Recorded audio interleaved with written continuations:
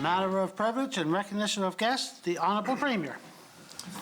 Well, thank you very much, Mr. Speaker, and welcome back to all of my colleagues, and to you, Mr. Speaker. Thank you, of course, for your service and your wonderful words. Mr. Speaker, yesterday I was pleased to meet with the members of the Holland College Student Union, Mr. Speaker, to discuss their priorities and their issues, Mr. Speaker, and also to learn just a little bit more about what the challenges students in this province are facing during COVID, but their blended learning model at Holland College is delivering, Mr. Speaker, because they have to. It was a wonderful and informative meeting, a very passionate group led by President Krishanda Adams, Mr. Speaker, and it does, when you meet with groups of individuals, of young people like that, it does give you a great reassurance that the future of our province is in great hands. So thanks to those individuals for coming in. It was a difficult day yesterday, Mr. Speaker. As we all know, the decision to close our borders for a short time, Mr. Speaker, because of COVID, those are never easy decisions to make, but at the same time, we were able to make them confidently because of the patience and support of Islanders.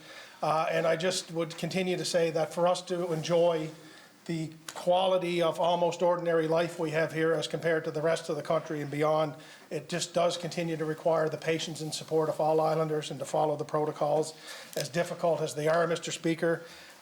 In the dark clouds that COVID has brought to these shores, I think it's fair to say there are a few silver linings, and one of those, I think this year, will be that probably for the first time ever, the Christmas shopping, the holiday season shopping will be exclusively done here in the province, and our stores are ready for it. And I would just ensure all Islanders that it's, if you go out and follow the protocols, do what we're supposed to be doing, this is a great place to do business, and our stores are ready, Mr. Speaker. So I also wanted to offer my congratulations to the Queen Elizabeth Hospital Foundation on their successful virtual fundraiser the other night, raising $360,000 Saturday night, Mr. Speaker. And of course to John Gillis, who was the lucky winner of the Bayliner boat, Mr. Speaker. It was lovely to see that event take place at a difficult time and to raise much needed funds. And finally, Mr. Speaker, in continuing with the Shop Local theme, for those of you who have hard to buy for friends and family, like I do and many of us do, I would suggest you follow onto Facebook, and Lucas and Jack, who have Island Mail at a Borden, Mr. Speaker, from the Honourable Minister of Fisheries and Communities Riding.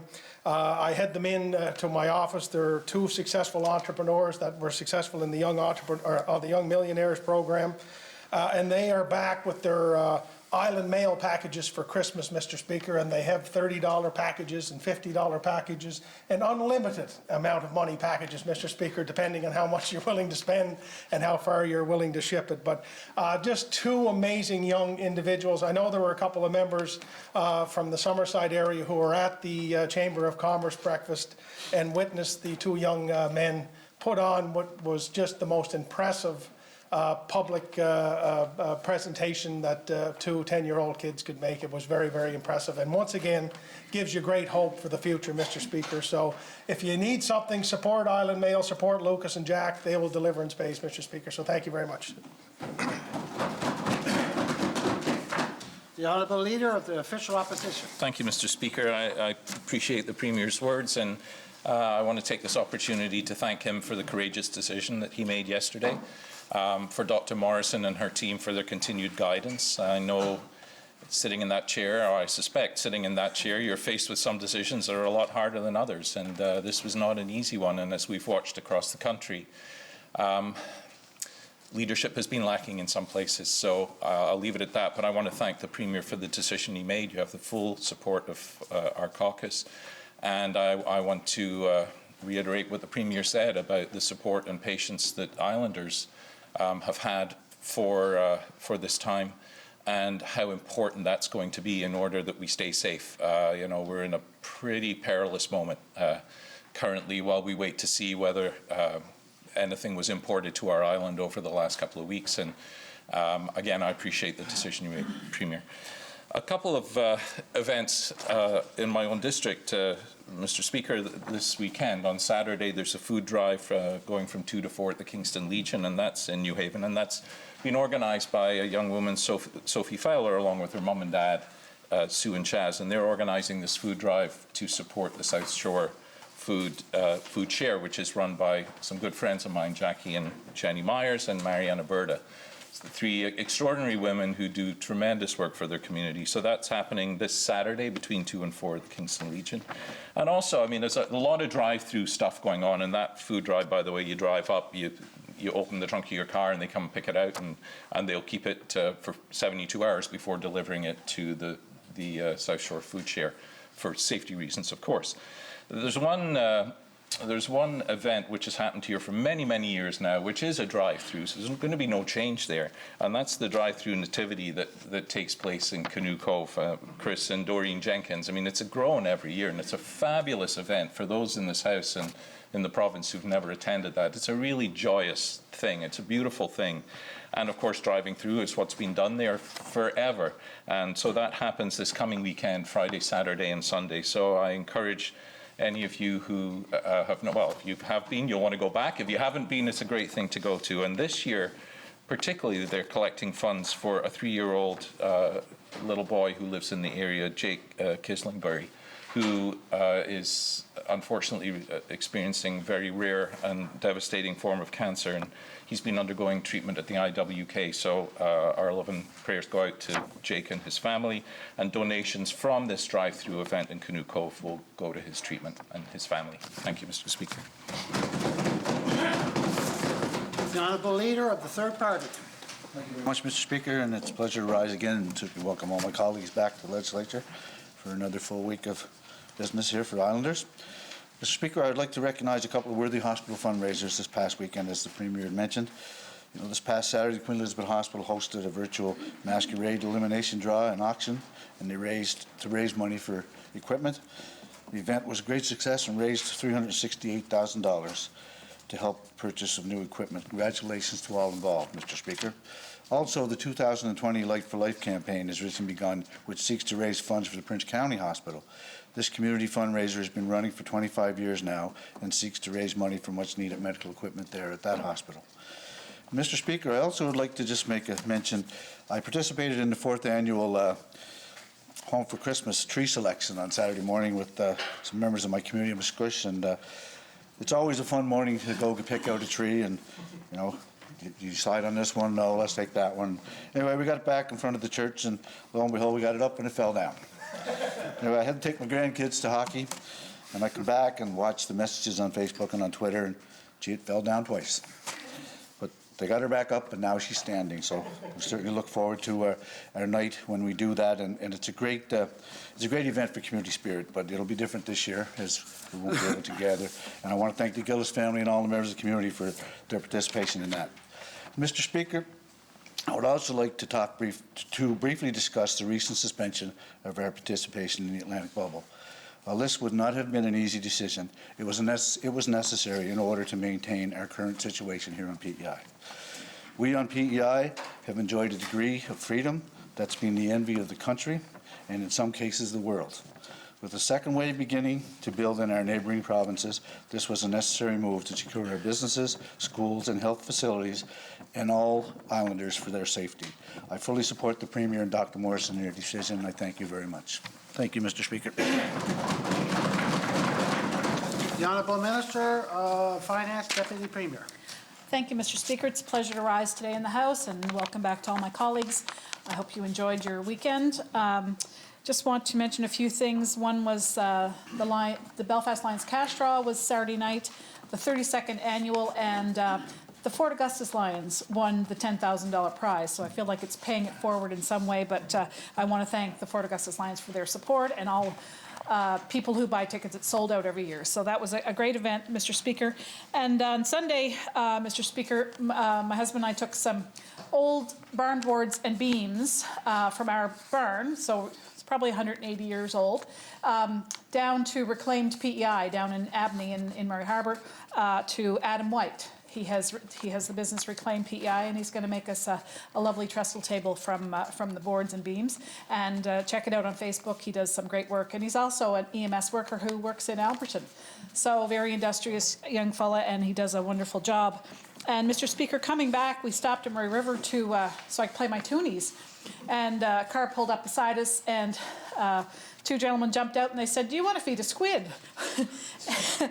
And he had a 5-gallon bucket of squid. And Russ, of course, said, yes, we do. And he fresh caught in the district. And Russ got to take them home and clean them. But we had a lovely dinner last night of baked squid. And it was delicious with chorizo sausage, and did them up kind of a Spanish recipe.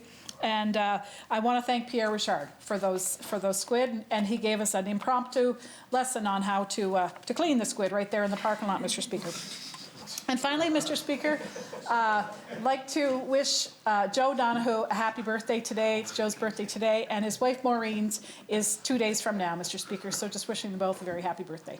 Thank you. The honourable member from Charlottetown, Winslow. Thank you, Mr. Speaker. Again, it is a pleasure to rise in the House and join all my colleagues. Typically, the last Saturday of November is a very special time for a lot of younger at heart and younger ones in Prince Edward Island and Charlottetown specifically. A little bit of a change this year for the city of Charlottetown. The Santa Claus parade will be Santa Claus Comes to Town. Island students would remember back in March when various schools, the teachers did a little bit of a parade through their communities. The city of Charlottetown will be doing something very similar this year. A thank you to Melissa, who brought this to my attention. And of course, all the younger ones going to be getting busy writing their letters to Santa Claus. They'll still be able to bring their letters to Santa Claus down at the Confederation Court Mall at Center Court. And you're asked, of course, to bring a non-perishable food donation if you can make it in. So that's there's a schedule on the City of Charlottetown website, but it will be starting on Monday, and it will be hitting 7 different neighborhoods between 5:30 and 7:30. So all the people doing their last-minute local shopping for Christmas, if they're in that area, just bear with the traffic. Thank you, Mr. Speaker. The honourable member from Mermaid Stratford. Thank you, Mr. Speaker. Mr. Speaker, on Friday night I had the opportunity to go to the Charlottetown Lions Club because there was a craft fair there, and the craft fair was put on by Karen Lavers and Charlie and Barb Mackey, and it's their fifth annual craft sale. And I'd just like to recognize them because all of the it was by donation to go in, and all the donations goes to Gifts from the Heart. And they had donated $812 last year, and this year it was $2,500 that was raised through donations. And I think that just really goes to show just how giving Islanders are, especially at this time of year. And then I'd also like to say hi to everybody out in Mermaid Stratford. I had a really great conversation with a member of the Mayflower Seniors Club this weekend, and I know that there's a lot of members out there of different seniors clubs that are missing their interaction with each other, whether it be card games or KLEs or whatever. And I just recognize how important it is for seniors to be out in the community and being with each other. And I know that this isn't a time that can happen right now, but I do encourage them all to reach out to the neighbors or somebody that I haven't talked to in a long time, because I know that we're going into a season where it's a little more important to reach out to somebody who's next door. So I just want to say hi to all the members of the Mayflower Seniors Club in Stratford as well. Thank you, Mr. Speaker. The Honourable Minister of Education and Lifelong Learning. Thank you, Mr. Speaker. I wanted to rise and welcome everyone watching from District 18 Rustic Emerald. And Mr. Speaker, I wanted to send my condolences to the family of Jay Clark, who passed away last week at only 43 years old. His wife Alicia and daughter Allie, as well as his parents Barry and Judy Clark. Barry was an assemblyman in the legislature here in the late 70s, early 80s. It was a really sad situation, so my heart goes out to them. But also, speaking of the community of New Glasgow, even a community in grieving, life goes on, and it is a great spot to buy local. One business there of many is the Toy Factory, Mr. Speaker. And if you're thinking of buying some toys this year for young children, the Toy Factory is a great place to go. Thank you, Mr. Speaker. The Honourable Member from Charlottetown West Royalty. Thank you, Mr. Speaker. It's a great pleasure to rise and say hello to everybody in District 14, Charlottetown West Royalty, and just want to encourage everybody in the area. You know, we have Bonshaw, and that's heavily used as a park, and it's great for wellness. But in the middle of our riding, we have the Upton Farm Dog Park, and it's an incredibly used facility where you can go. It's an off-leash dog park, and I was in there the other day, and somebody said this could be one of the best dog parks, off-leash dog parks in all of Canada. So great place to, and the dogs don't know COVID's going on. They're super happy in there. So get out, and even if you don't have a dog, just put some gummy bears in your pocket, and you can have a dog on the way out. But it's a great place to get to, and I encourage you all to enjoy some wellness there. Thank you, Mr. Speaker. The honourable member from Cornwall Meadowbanks. I'll have to get some gummy bears for my dogs, Mr. Speaker. It's that time of year, Mr. Speaker, and I know everybody's thoughts are on COVID-19, and kudos to Dr. Heather Morrison, the Premier, for making that decision yesterday. I think it's extremely important.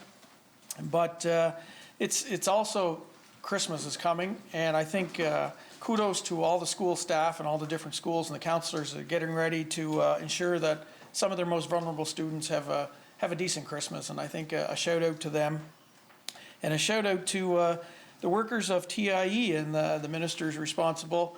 But they're doing a couple projects in Cornwall. I'll tell you, they were on the go early this morning and going through mud and so on and so forth in my area. And I appreciate the work that they do and the response that his department has to me when I reflect on an issue that has arisen.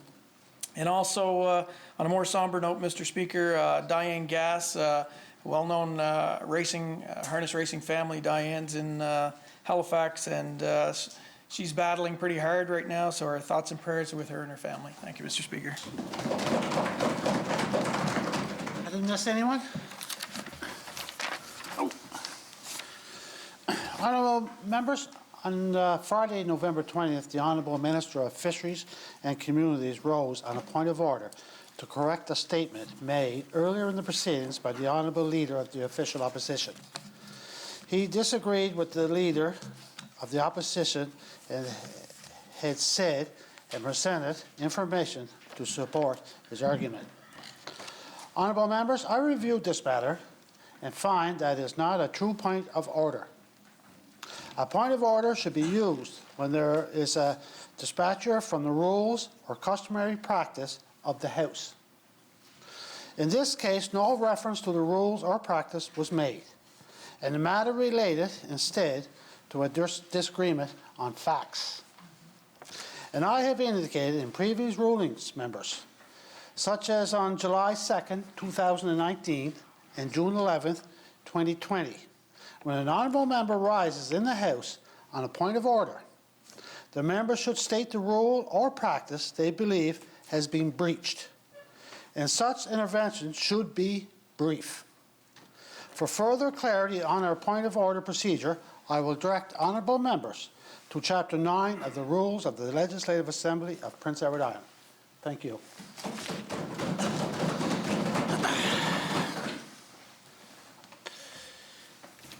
Member statements. Member statements. The Honourable Member from Charlottetown, Winslow. Thank you, Mr. Speaker. I rise today to acknowledge to a tremendous island volunteer organization working to improve affordable housing options for islanders. Since 1996, Habitat for Humanity PEI has worked to provide safe, affordable housing options, and their volunteers have built nearly 70 homes for island families and communities across this great province. To support their good work, Habitat for Humanity operates the Habitat Restore, which many islanders would be very familiar with. Habitat Restore gladly accepts donations of household and other goods. They sell these goods back to the public and use the proceeds to help fund the construction of safe, affordable homes for islanders. Recently, Habitat for Humanity announced that the Habitat Restore will be moving from their current location on Mount Edward Road to a brand new home in the former Sears building on Minna-Jane Drive, right in the heart of District 10, Charlottetown, Winslow. Habitat for Humanity PEI CEO Jamie McKay told me recently that the new location will offer improved layout and also parking for the customers and the various volunteers. Habitat Restore's current location on Mount Edward Road, it will stay open until December 19th and then reopen in the new year at their new location. Now, Jamie had told me that the Habitat for Humanity is always looking for volunteers to help out with jobs, big and small, including the new move to their new location. And most of us have probably been offered or have offered to been asked to help a family member or a friend with a move. If you're interested in helping, you can call or email the Habitat for Humanity Restore to learn some more information, 368-7539 or admin@habitatpei.ca. The volunteers of Habitat for Humanity perform a vital community service to Islanders, and I do want to wish them many years of success in the future and in their new home. Thank you, Mr. Speaker. The honourable member from Tignish, Palmer Road, and the Deputy Speaker. Thank you, Mr. Speaker.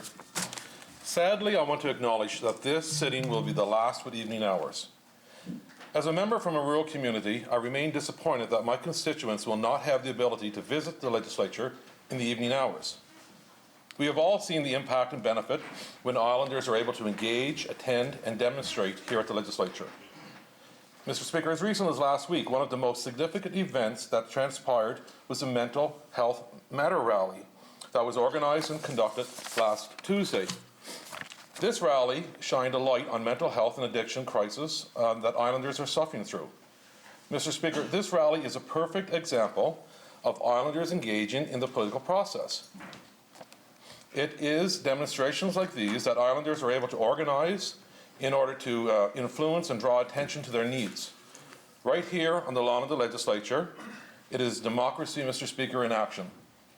In the case of the rally, these participants and organizers spent weeks planning and successfully turned out dozens of supporters at 6:30 p.m.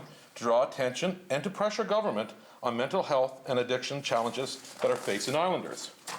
Mr. Speaker, last sitting, when I rose from my seat to vote against doing away with the evening sittings, it was rallies and demonstrations such as these that I had in my mind. Many members, particularly those in the Green Caucus, stated that they were in full support of organizers and demonstrators, such as dozens of Islanders who turned out to protest last Tuesday. However, when push came to shove, those Green members chose to label my arguments as simple resistance to change. Mr. Speaker, I ask you, how many Islanders do we believe are privileged enough to attend rallies that will now have to be scheduled before 5 p.m.? And that's in case they want to catch the attention of politicians during the weekly sitting. Mr. Speaker, how many Islanders will be able to tune in and attend debates that will now be exclusively taking place during the workday? Mr. Speaker, the vote was held, and the evening sittings will become a thing of the past come February 2021. It is my hope that Islanders will continue to participate in our democratic process to their fullest capacity, as we saw last week. It is unfortunate that Islanders will no longer have the benefit of evening sittings to organize, rally, or attend sittings. But I am confident that Islanders will continue to find new, innovative ways to pressure government and politicians alike. Thank you. The honourable member from Charlottetown, Brighton. Thank you, Mr. Speaker. My planned statement for today was to suggest closing the bubble, but the Premier beat me to that. Great decision. Now I feel safe again. Thank you. Fortunately, there are other options, many other options here on PEI than a trip to Costco. The Victorian Christmas planned for this weekend is both a local and exciting affair. The event's main feature are 45 outside booths, all featuring craftsmen and producers from across PEI, located on Victoria Row. Additional booths are located in the Confederation Mall, and all the restaurants are ready for you to take a break. All places follow recommendations for sanitizing, masks, and physical distancing. The Premier offered the motto, "Stay the heck home," early on in our COVID-19 crisis, but has of course also supported buying local, usually involving getting out of the house. And we all know it's healthy to be outside. Maybe the motto should be changed to stay safe and stay apart, and maybe add support local. So, unless you just returned from Nova Scotia and New Brunswick, do dress up in your best mask and support local by enjoying a safe and exciting experience at Victorian Christmas with the whole family. See you there. Thank you, Mr. Speaker. Questions by members, starting with response to questions taken as notice? No? And for our first question, I'll call on the Honorable Leader of the Official Opposition. Thank you, Mr. Speaker.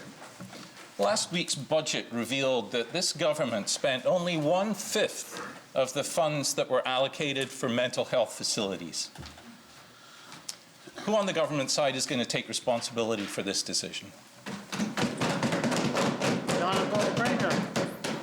I guess, Mr. Speaker, all of that ends up on my desk, I guess, Mr. Speaker, so I would again reiterate, as we have been for the continuation of this session, Mr. Speaker, that the mental health and addiction situation in Prince Edward Island is one of the most, if not the most important issues that we can deal with as a government, as a legislature, Mr. Speaker.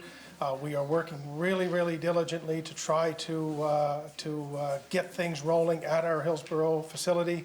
But, Mr. Speaker, this isn't about one individual building or bricks and mortar, and that's why we're identified within our capital budget that we're trying to come up with a pan-Prince Edward Island approach where individuals can be helped and served within their communities as they deal with these important issues, Mr. Speaker.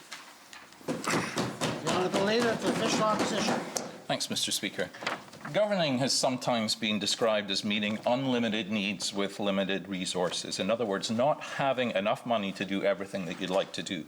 And that's why governments have to make tough decisions all the time, resulting in some things getting funded and some things not. It's by looking at who gets the money that government's true priorities get revealed.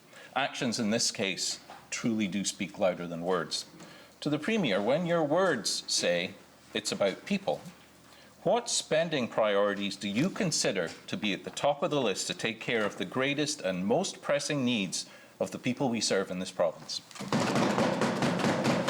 Honorable Premier. Mr. Speaker, I believe I have indicated from the very beginning that every decision that we make here as a government, not just me, but governments before me and those that will come after, have to realize that there are people at the end of every one of those decisions. They're your family, they're your friends, they're your neighbors, Mr. Speaker, and it's all about those who live in your community. So what we try to do within our capital budget envelope, Mr. Speaker, is to address those needs, the infrastructure needs, and that's essentially what a capital budget is, Mr. Speaker. And I believe we've had record spending for the last 2 years within the capital envelope, Mr. Speaker, for a reason. When we spend money on infrastructure, it puts money in the pockets of Islanders, Mr. Speaker, and that keeps the economy going, and that allows us to make the investments we have to make from an operational standpoint, Mr. Speaker. I'm here for people, Mr. Speaker. That's what I'm all about, and that's what we try to do every day. Thank you, Mr. Speaker. The Honorable Leader of the Official Opposition. Thanks, Mr. Speaker. There's every member of my caucus understands the importance, of course, of maintaining a road system that, as the budget speech says, allows for the safe and efficient transportation and movement of goods and people. Critical. Our roads clearly need to be as safe as they possibly can, and they need to be properly maintained. And maintenance is a real challenge here on PEI, where we already have by far the most kilometres of pavement per person of any province, and where the weather and the relatively soft base on which we build our roads has caused them to last only half as long as most other provinces. A public investment in housing will last many decades and provide an essential basic human right to people. A public investment in mental health now will save the lives of people. To the Premier, why are we paving even more kilometres of island roads while we cut back on investments on public housing and mental health? The Honorable Premier. Well, Mr. Speaker, I don't believe for one second that we're cutting back in any of those areas, Mr. Speaker, and I think you can ask the Department of Finance and the Minister of Finance, and they can tell you that the increase that we have made in those two particular areas referenced by the Leader of the Opposition have been record spending here, Mr. Speaker, and that's because they need to be, Mr. Speaker. I would reiterate, Mr. Speaker, from the very beginning, from the Minister of Transportation, Infrastructure and Energy, during what has become the COVID situation, and as governments have tried to work together, Mr. Speaker, the federal government gave us the ability, Mr. Speaker, encouraged us to try to get some of the envelopes of money going faster to employ islanders and to get projects done and to even increase their ability to spend, Mr. Speaker. But the requirement of that was that the projects had to be shovel-ready and to be completed within the calendar year, Mr. Speaker. That is why and because we need pavement, Mr. Speaker, that is why you've seen an increase in paving this year, Mr. Speaker. I believe it's a good investment for Islanders. It creates jobs for Islanders, Mr. Speaker. But in absolutely no way, Mr. Speaker, are we picking one against the other, Mr. Speaker. And the numbers, as the Minister will present, Mr. Speaker, on the capital budget will explain that. The Honourable Leader of the Official Opposition. Yes, the numbers do indeed explain that. We've had record spending, as in record underspending in these two areas. I spoke earlier about how little of the budget was actually spent on mental health facilities, 25%. And if we look at housing, things are actually no better at all. The housing budget was underspent by $14 million last year, underspent, and is an $8 million the year before. That's 2 terms of this administration. Only about a quarter of the funds that were designated for housing actually got spent. But let's look at all the shiny new asphalt. It's not just this year, Premier, it's last year as well. And the budget next year is to increase by 33%. To the Premier, what do you have to say to the people who have nowhere to sleep tonight? The 750 people who are currently on the government's housing wait list? What about the people who are in crisis tonight, struggling to access the mental health services that they so desperately need? How will paving help them? The Honourable Premier. Well, thank you very much, Mr. Speaker. Look, I believe that we've been making record investments in these areas, Mr. Speaker. When you look at housing, for example, Mr. Speaker, the incredible rate at which construction is taking place here, Mr. Speaker, and if there's an underspend in that area, it's simply because the province right now does not have the ability to do any more, Mr. Speaker. And that's not the government of Prince Edward Island. That's not the government of Prince Edward Island. That's the industry in general, Mr. Speaker. The construction industry is humming at a level that's incredibly, it's overheated, Mr. Speaker. Talk to Sam Sanderson. Talk to anybody within that industry, Mr. Speaker, and it's a challenge. Our money is there, Mr. Speaker, and I've told the Leader of the Opposition many, many times, Mr. Speaker, if fixing these important issues was just about money, Mr. Speaker, I'd have them fixed this morning, Mr. Speaker. The Honourable Leader of the Official Opposition. Thanks, Mr. Speaker. In my conversations with the construction industry, if the government will and support was there, they would be there too to do the construction. The Premier is proud to advertise this budget as moving us toward net zero, and with good reason, and I might say with the full support of this corner of the House. To govern well, all decisions have to be aligned. They have to sit together comfortably, and they have to be moving us harmoniously in the same direction to the same goal. If that goal is indeed to be net zero as soon as is practically possible, as it was announced just a few weeks ago by the Premier, we have to make sure that every single decision and choice we make, whether it be in transportation, in how we build stuff, in food production, in heating our buildings, and where we offer rebates and grants, are coordinated and consistent. Otherwise, we may be taking 2 steps forward and 1 step back. To the Premier, can you explain how paving more roads, which sure looks like a step backwards to me, moves us towards net zero? The Honourable Premier. Mr. Speaker, I think there's much the Leader of the Opposition and I agree upon, and a pathway to net zero and getting there as fast as we can, Mr. Speaker, is one thing that we agree on, and I believe as long as we're in here, we will work harmoniously on, Mr. Speaker.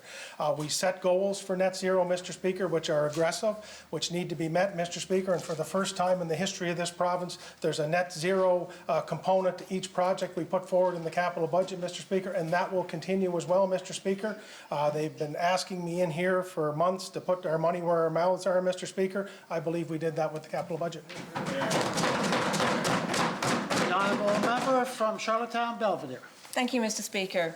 Not only did this government underspend on the 2021 budget for housing, but it's also allocated less money than the previous year for the next current budget. Given that there are 750 islanders on the wait list for public housing, why are you only planning for around 50 additional units? Question to the Minister of Social Development and Housing. The Honourable Minister of Social Development and Housing. Well, thank you very much, Mr. Speaker, and I certainly do appreciate the concern that the opposition have stated with regard to the builds, the 100 builds that were announced in last year's capital budget. I'll be honest, Mr. Speaker, a year ago, I would have anticipated that we would have been further along with these as well. But we've had events, certainly the pandemic worldwide has impacted things. But with that, Mr. Speaker, the 100 units that were announced last year are moving forward.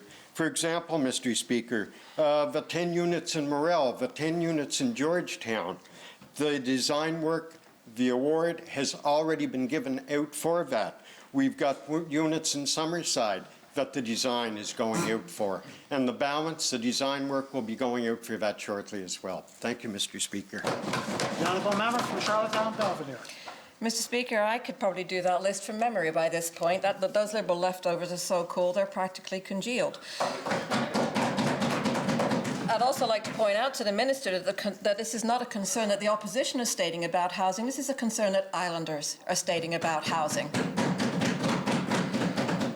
You and your departmental staff have continually pointed to rental supplements as being your solution to the desperate need for affordable housing. In fact, you even count rent subs as housing units, which is completely inaccurate. Supplements help keep islanders in the housing they have, but do not add any new units to the inventory. Question for the Minister of Social Development and Housing: how much did your department spend on rent supplements in this past fiscal year? The Honourable Minister of Social Development and Housing. Well, thank you very much, Mr. Speaker. And just to allude to one of the comments that the honourable member made, I agree. We are all here for islanders. And when I had alluded to the concern that the opposition obviously feel, I give them credit for bringing that concern forward on behalf of islanders. We work on behalf of islanders, everyone in this House. Mr. Speaker, but going back to the honourable member's question with regard to rent supplements, I recently had the opportunity to speak with the senior researcher at the Canadian Observatory for Homelessness, Dr. Caitlin Schwan. Spoke with Dr. Schwan for about an hour, thereabouts, talking about the different tools that we need in the toolbox. It's not just one, but Dr. Schwan did agree 100% that one of the greatest tools, one of the best tools to have in that toolbox, Mr. Speaker, is rental assistance programs like the province of PEI's mobile rental voucher. Thank you. The honourable member from Charlottetown Belvedere. Thank you, Mr. Speaker. Unfortunately, the pattern from the Minister is that he didn't actually answer the question I asked. Mr. Speaker, how much money is this government spending on rent supplements? The honourable member from Social Development and Housing. Thank you, Mr. Speaker. There was an additional $6 million, if I recall correctly, in this year's operating budget. As the honourable member is well aware, that rent supplements, the mobile rental voucher, is out of the operating budget, not the capital budget. I would like to add too, Mr. Speaker, that it's been referenced here by the Leader of the Official Opposition with regard to rent supplements, with regard to the 750 that are on the registry presently. I have to point out, Mr. Speaker, that those individuals are not homeless. Those are individuals, because of their level of income, do need assistance, and the rent supplements do provide that. I'd also like to point out, Mr. Speaker, that in the last very short time, and when I say short time, approximately 3 to 4 months, that the numbers on the registry, on the housing registry, have dropped down to 750 from over 1,000. Thank you, Mr. Speaker. The honourable member from Charlottetown Belvedere. Thank you, Mr. Speaker. I'll look forward to telling my constituents that that they've dropped off the registry because, you know, apparently you've solved their housing problem. The last time that constituents I spoke to have been on the housing registry for more than 3 years without a callback from your department. So perhaps the reason they're not on the registry is because you haven't called them back to even check if they still need housing. Mr. Speaker, building houses is more cost-effective in the long run than spending millions every year just to help people bridge the gap between the rent that they have to pay and the money that they have in there available for rent. Rent supplements are a band-aid for a problem that is not going to magically go away. Rent supplements are not a cost-effective solution. They're kicking the problem down the road. Question for the Minister of Social Development and Housing. Has your department ever done a cost-benefit analysis on rent supplements versus actual public housing? The Honourable Minister of Social Development and Housing. Well, thank you very much, Mr. Speaker. And I'd referenced Dr. Caitlin Schwan here a couple of minutes ago. To me, Mr. Speaker, she is an expert. I put tremendous weight, tremendous credence when she tells me that rent supplements, that the mobile rental voucher that we have here in the province of Prince Edward Island is an excellent tool to have in the toolbox. Mr. Speaker, I'd also like to go back to the comment that the honourable member made that she is receiving calls from ones who are not on the housing registry that have not been called back. Every member across the floor here in the opposition know that then they reach out to me that it is followed up on, Mr. Speaker.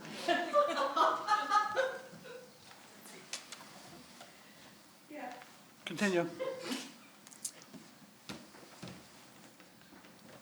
That it is followed up on, Mr. Speaker.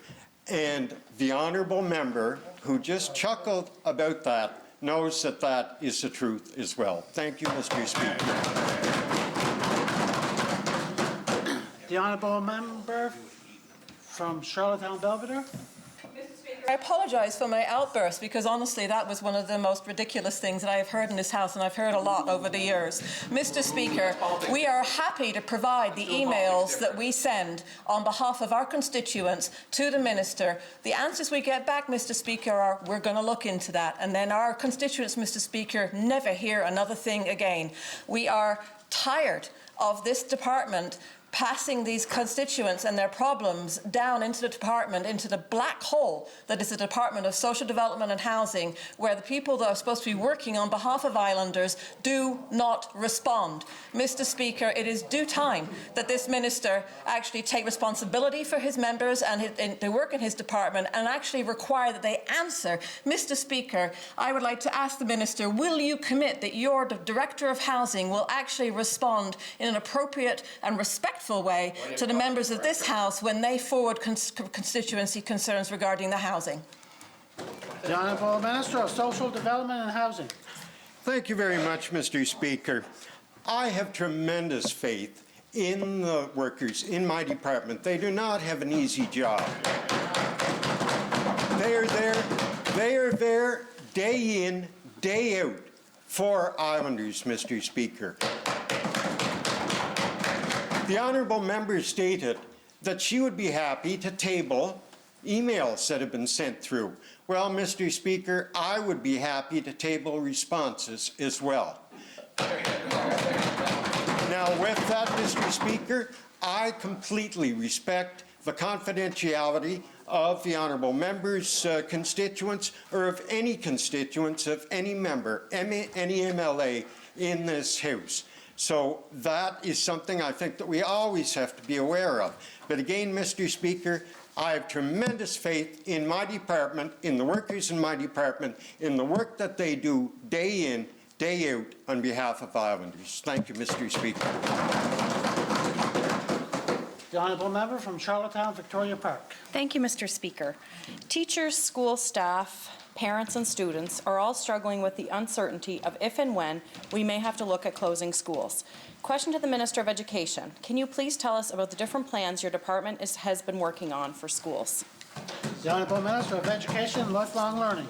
Well, thank you, Mr. Speaker, and this is a great question because the department has really been working on these plans since the first shutdown during the pandemic back in April, and they've made great strides, Mr. Speaker. And it's been a fall education readiness committee that is formed of the union representatives, the TF, the QB, as well as the two education authorities, as well as the several staff from the department.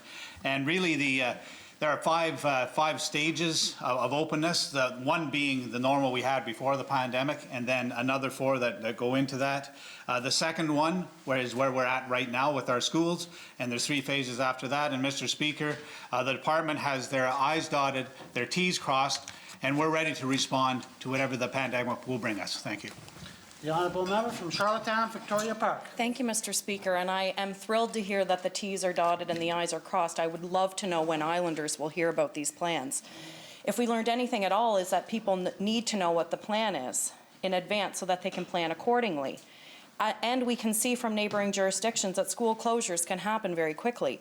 From the lack of communication on this, it would seem government has not learned from this lesson.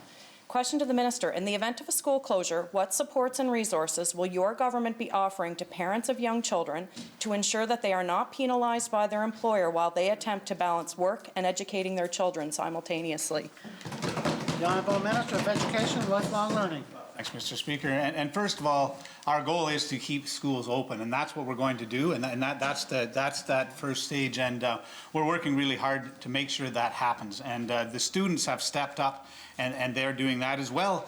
I have to give a lot of credit to the PEI Teachers Federation. During their convention last week, one of the focuses were workshops on remote learning that many teachers attended in preparation. We made sure the students are familiar with tools as well as teachers are already starting to use some of those remote learning tools, so they're familiar with them in case God forbid, we do have to go to a remote learning situation. And Mr. Speaker, you know, we are going to support students in a one-on-one fashion as much as possible. Our teachers have shown the passion that they use to reach out to parents and students during the previous shutdown during the pandemic, and they'll continue in that mode. The honourable member from Charlottetown, Victoria Park. Thank you, Mr. Speaker. And our teachers are tired, Minister. You should know that.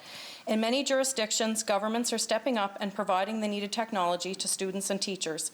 Given the current state of our internet service, there are significant gaps all around from cost to where you live. This is a cause of great inequity we simply can't afford. Question to the same minister, will you ensure that every student who needs it will have access to internet and access to devices if schools close down again?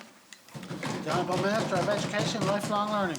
Thank you, Mr. Speaker. And Mr. Speaker, we have thousands of devices, Chromebooks in particular, that are ready for deployment at a moment's notice. We made sure that the staff were there to make sure these devices were ready, and they are ready to go. And Mr. Speaker, I'm not going to stand here and guarantee that I can get every single student across this whole island reliable high-speed internet if there is a shutdown, but we will get that to as many students as possible. And I know the Minister of Economic Growth, Tourism and Culture already has plans that he's putting in place to support that as well. Thank you, Mr. Speaker.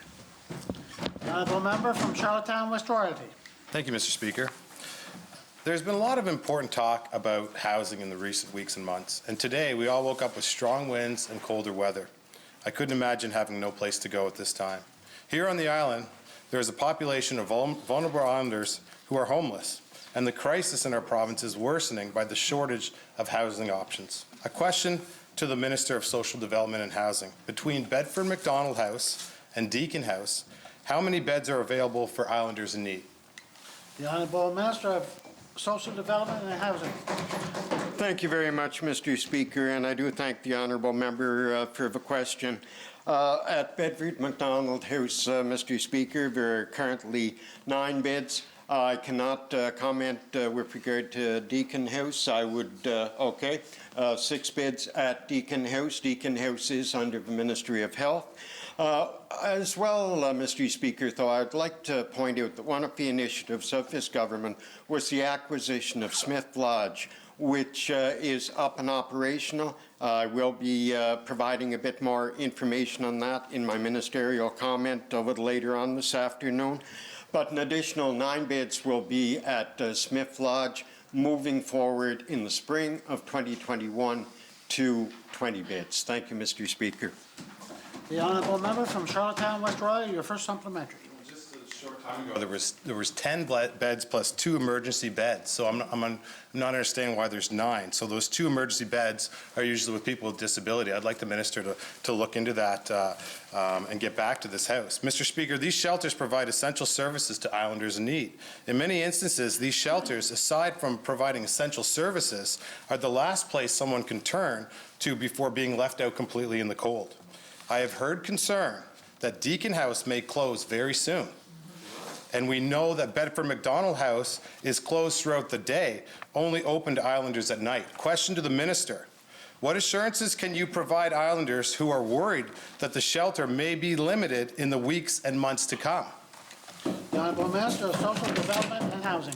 Thank you, Mr. Speaker. And with regard to Bedford McDonald House, when I'd indicated the numbers there, one of the reasons that those numbers had to be adjusted over the term period or the time period that we're dealing with COVID-19, certainly, Mr. Speaker, is to allow for 6-foot distancing from each other. Just to follow up as well, the honourable member had alluded to that Bedford McDonald House at this point in time is not open 24/7. It is 16/7. But I do have to reiterate as well, Mr. Speaker, but one of the initiatives of our government has been the outreach centre. And in any hours that Bedford McDonald is not open, Mr. Speaker, the shelter is available at the outreach centre. Also would like to allude, Mr. Speaker, to the fact that of the 1-800 number for anybody who does find themselves in a homeless situation. Thank you, Mr. Speaker. The Honourable Member from Charlottetown West Royal, your second supplementary. I'm kind of worried that you're spending money elsewhere. And Smith Lodge, even though that was a gap, as early as this morning, there was an altercation down there this morning. So the short-sighted approach to this is really hurting Islanders. Mr. Speaker, Islanders are literally being left out in the streets, out in the cold, because this government can't get its priorities straight. Question to the minister, do you believe it's acceptable that you as minister responsible for housing left $9 million on the table instead of spending it on housing alternatives for Islanders? The Honourable Minister of Social Development and Housing. Well, thank you very much, Mr. Speaker. And I guess if I could go back to my answer in previous questions this afternoon, that money is not being left on the table, Mr. Speaker. It is going to be allocated. It is going to be utilized for the 100 units that was announced in the capital budget of 2019. In addition to that, Mr. Speaker, let's look at what the 5-year plan was in the capital budget that was brought forward in 2019. That capital budget, which was basically historic in dollar amounts, was $23,500,000. The one that my colleague, the Minister of Finance, brought forward here late last week, the 5-year capital plan, is $36,214,000, an increase of well over $12 million. Thank you very much, Mr. Speaker. The Honourable Member from Tignish Palmer Road, Deputy Speaker. Thank you very much, Mr. Speaker. Mr. Speaker, on September the 17th, I wrote the Minister of Health to bring forward concerns from my area regarding the 811 number. And I recognize that it's difficult to make improvements if the minister is unaware of issues. So that's why I reached out to him. Islanders in my community came to me expressing concerns over their calls to 811 not being answered, their calls not being returned, and extensive hold times. Mr. Speaker, 8 days later, I received a reply from the minister. The minister confirmed that he was aware of similar concerns and identified the problem as a capacity issue with 811. My question is to the Minister of Health. What was the capacity issue that you were referring to? The Honourable Minister of Health and Wellness. Thank you very much, Mr. Speaker. Mr. Speaker, obviously the capacity issue had to do with the pandemic that we were going through and we're still going through. Mr. Speaker, at the same time, we're returning children to our schools, and that certainly increased a lot of calls to 811 with regards to availability for testing or what do I need to do in case my child is sent home with sniffles. So, Mr. Speaker, those are the answers essentially for the increase in the call volume. Thank you. The Honourable Member from Tignish Palmer Road, Deputy Speaker. Thank you very much, Mr. Speaker. Mr. Speaker, government is asking Islanders to follow the necessary precautions and steps to prevent the spread of COVID-19. And Islanders have been exceptionally compliant. And let me remind the Minister that it was your government that's telling Islanders to call 811 when they have symptoms. But when we hear stories of calls not being returned and 3-hour hold times, that's not reasonable, and it's cause for concern. My question to the Minister, what did you do to address these concerns that I brought forward that you were already aware of? The Honourable Minister of Health and Wellness. Thank you very much, Mr. Speaker. Mr. Speaker, we were involved with the service provider looking to have additional people trained and put onto those lines so that we could increase the overall capacity. Thank you, Mr. Speaker. The Honourable Member from Tignish, Palmer Road. Deputy Speaker, your second supplementary. Thank you very much, Mr. Speaker. Well, Mr. Speaker, as of yesterday, the situation had not improved. Islanders in my community were still experiencing 3-hour wait times, and half the time, Mr. Speaker, their calls were returned. So many times, they would go to the emergency room at the hospital for medical attention. And upon arrival, they were told, go home and call 811.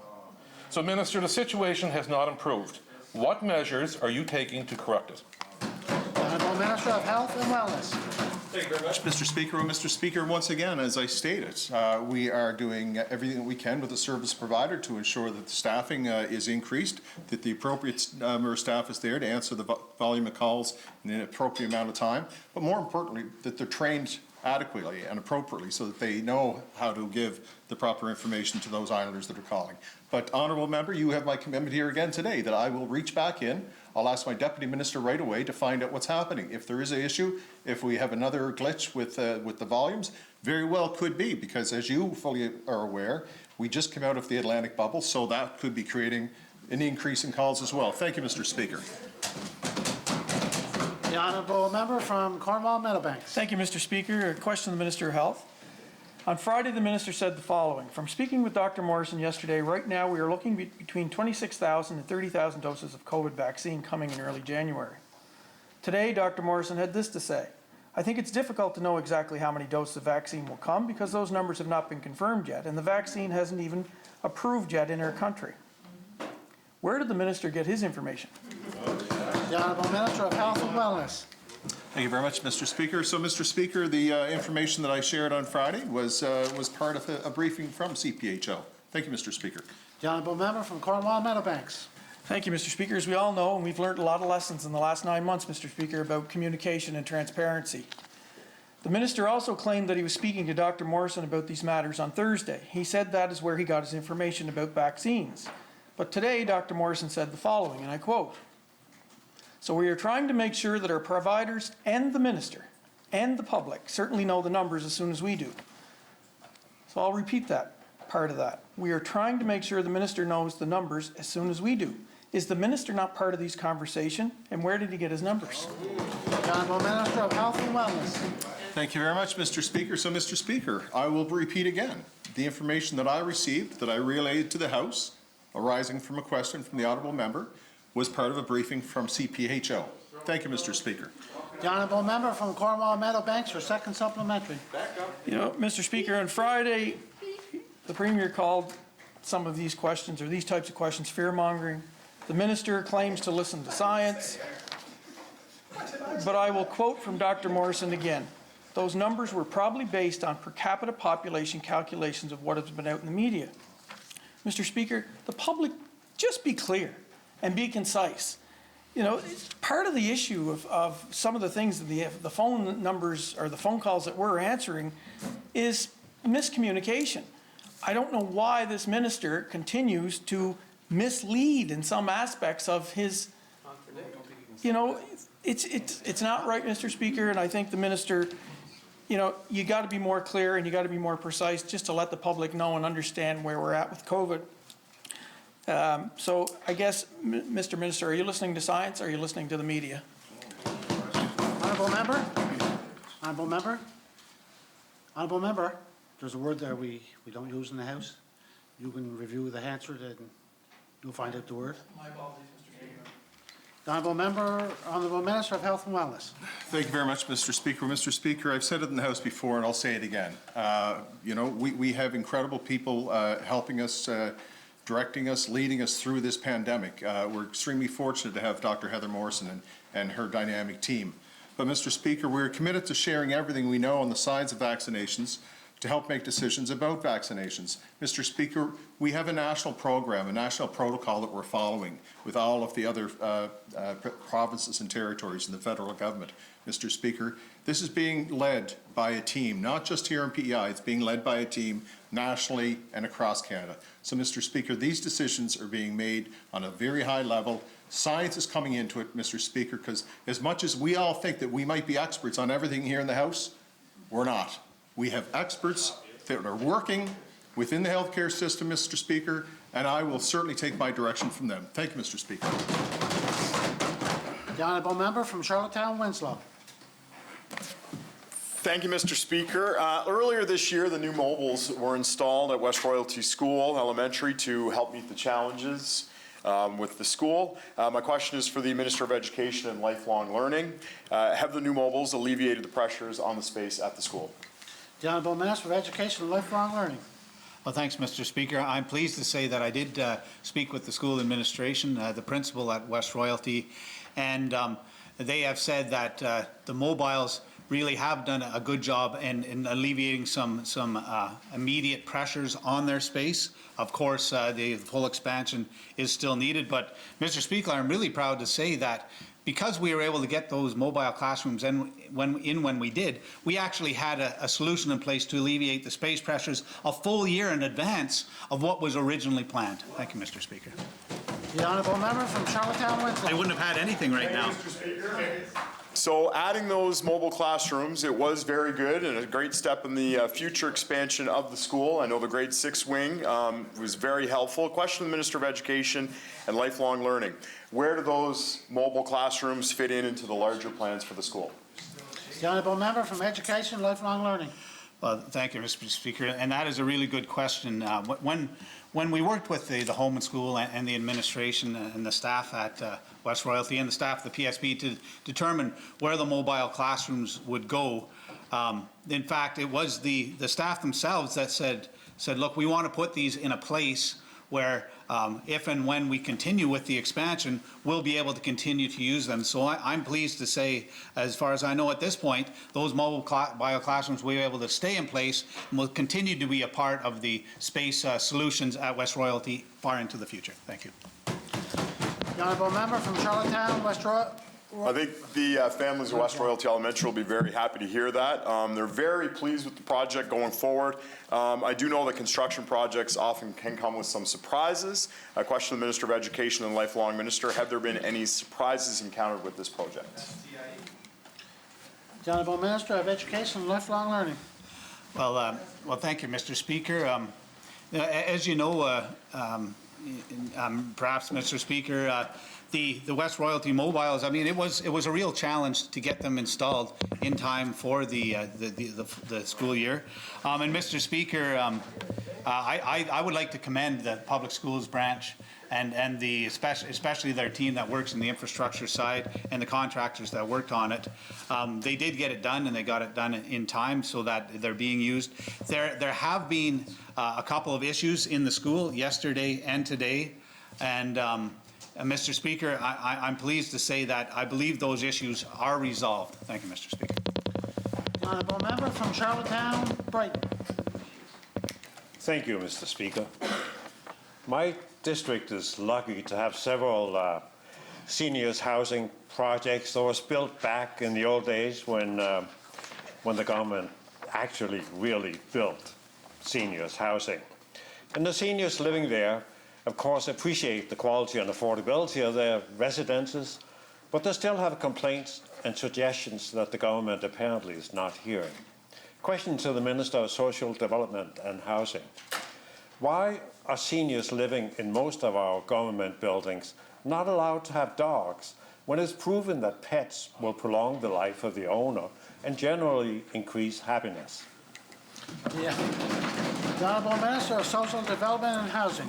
Well, thank you very much, Mr. Speaker, and I do appreciate the comment, the question coming from the honourable member. I agree 100% that for seniors, for pretty well anybody, that a pet it becomes just like a member of family. And if you recall, Mr. Speaker, there was a motion, I do believe, that was brought forward here in the legislature, I do believe it was last fall, with regard to pet-friendly units within the PEI Housing Corporation. And if I recall correctly, and Mr. Speaker, I certainly will bring back as soon as possible the exact percentage or number of units under the PEI Housing Corporation that are pet-friendly, but it is, if I recall correctly, again, substantially over 50%. Thank you, Mr. Speaker. The honourable member from Charlottetown Brighton. Thank you, Mr. Speaker. Well, maybe we are unlucky in our district. I don't believe pets are allowed in the projects in my district. Many of the large projects, certainly the one in my district, could easily be divided into separate zones. For instance, 501 Queen Street has 4 wings, each with 2 floors, so 8 sections which could each be treated differently and easily accommodate pet owners, non-pet owners, smokers, and non-smokers.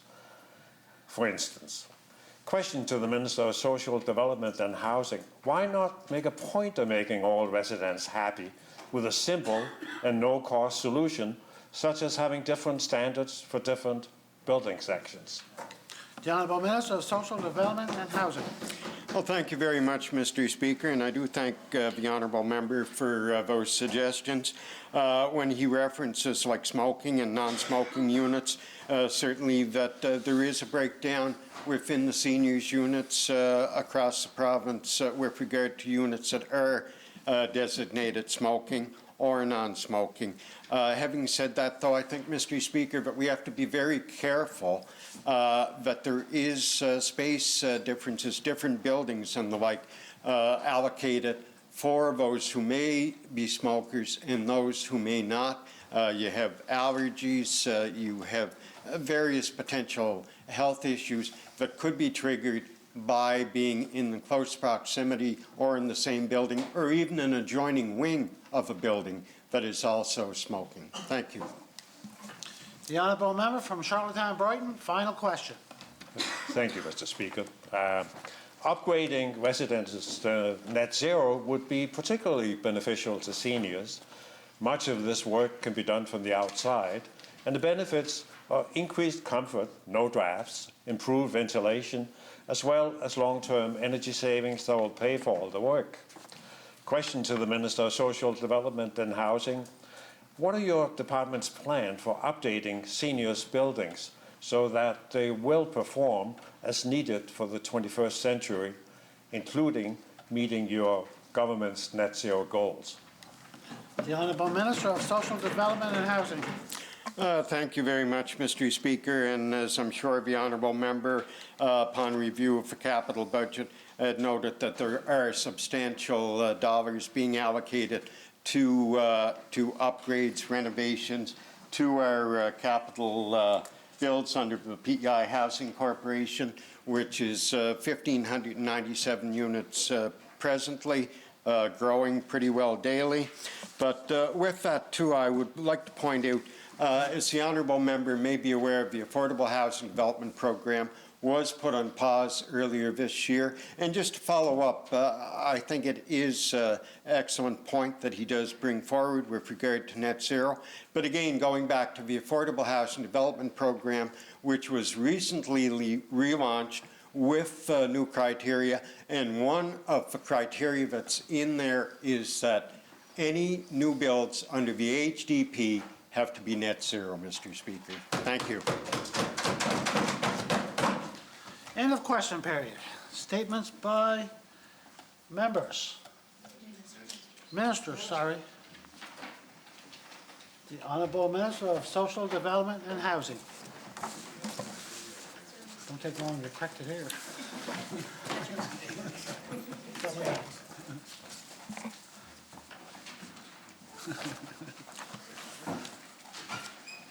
Thank you, Mr. Speaker.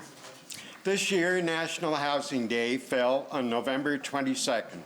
I ask your indulgence, Mr. Speaker, as I share the progress this government has made on affordable housing.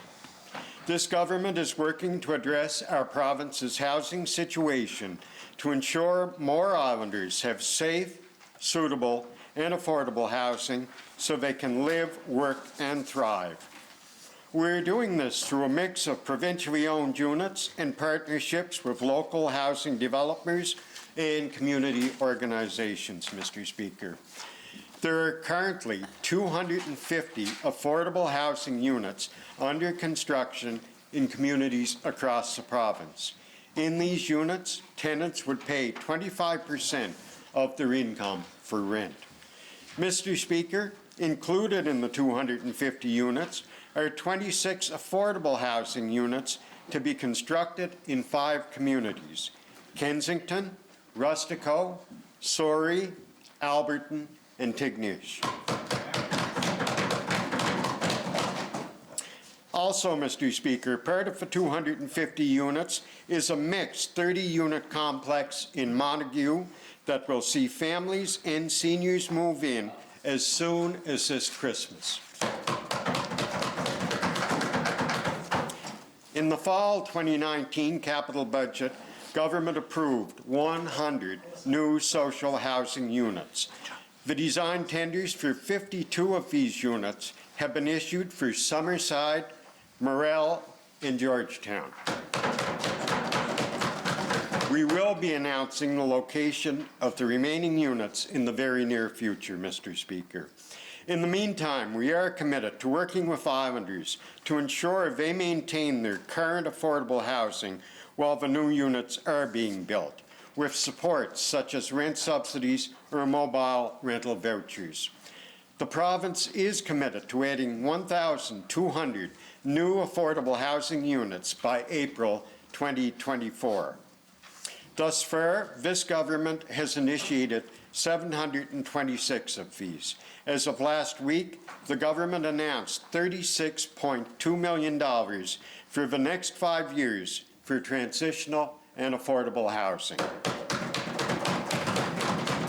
And Mr. Speaker, in the last 2 operating budgets, an additional $9.6 million was invested to support emergency and transitional shelter, new mobile rental vouchers, housing construction grants, and operating costs for new government-owned housing builds. In total, combined operating and capital, this government has committed $45.8 million to housing units since it was elected in April of 2019.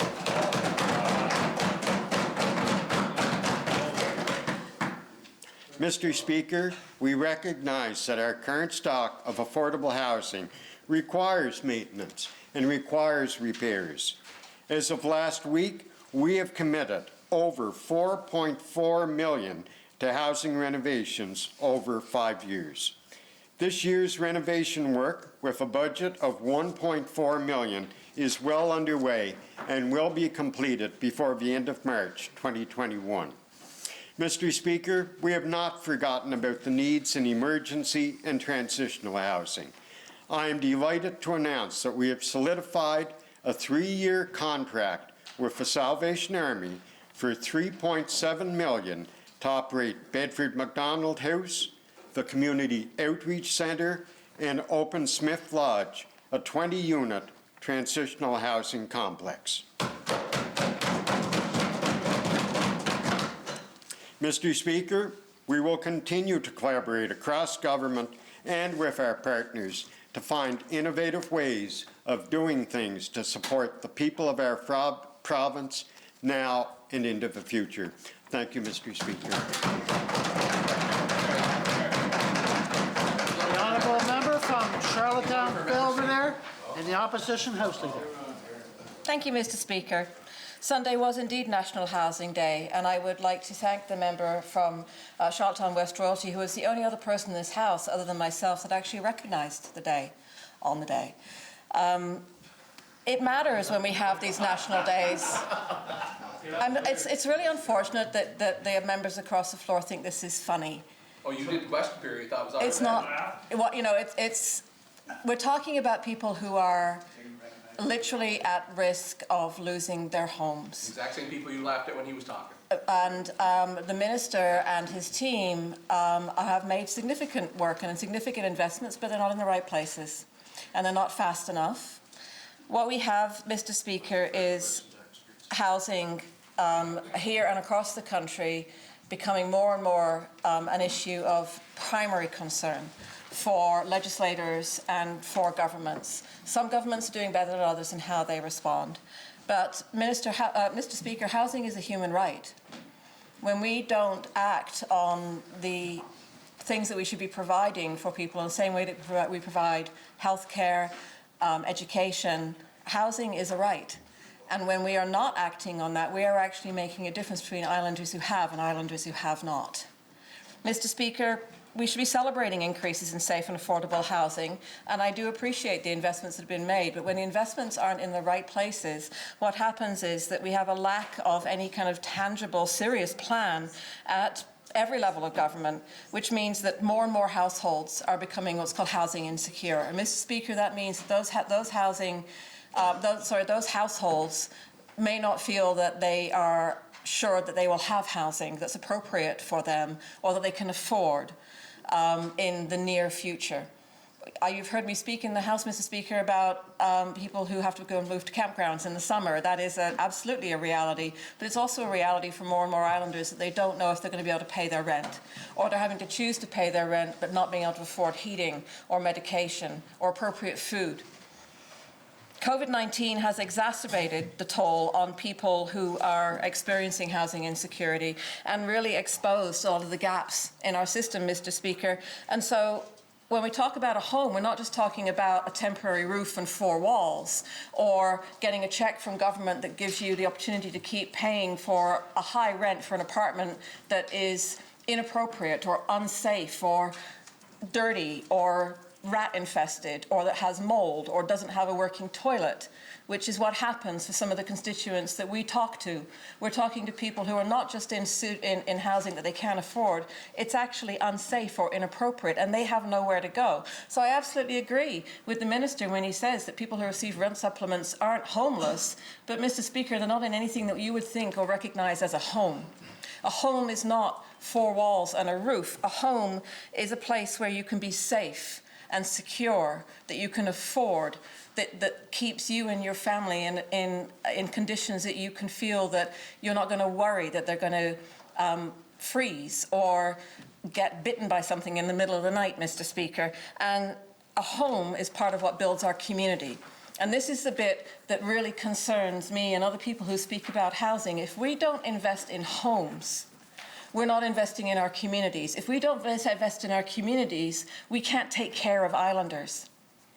Because people who are afraid about where they're going to live next month aren't thinking about whether they can support the economy or shop local or invest in their education or think about, building a new home or whatever. They're worried about, are they still going to be able to keep hand and heart together by the end of the month?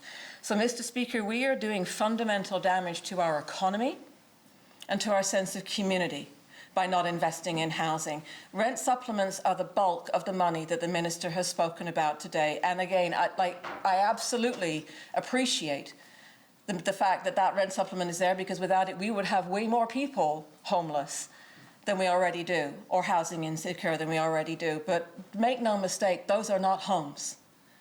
And having seniors and the people that we value in our communities be afraid and unsafe and unhealthy in where they live, Mr. Speaker, that's not okay. No civilized society should do that. No one that actually values people as members of our community should be like that. So on National Housing Day, I ask this government to think about some of the broader things they need to be doing, which isn't just downloading this to the developers in our community, Mr. Speaker. It's thinking about what legislation do we need to change? What regulations do we need to change? What taxes do we need to change? How do we do things about short-term rental? How can we build more houses so people can get into the housing market? How do we cool down this space where we are that makes it impossible for professionals who want to move back here and take part in our economy, who want to help us with being our nursing shortage and our teaching shortage, but they can't find anywhere to rent? Mr. Speaker, this is not our imagination. This is, and I absolutely, you're right, it's not funny. And I apologize for showing my emotional response to hearing that the department is on top of this, because they're not. They need creative, innovative solutions, and there are so many people who are willing to speak and help with this. And I ask this government, and I ask the minister, open your door and open your mind to reaching creative, innovative solutions, or else we are going to have stories that will be embarrassing and shameful and inappropriate for a place that loves each other as much as we do here. We can do better, and we should be, and it's time that we did.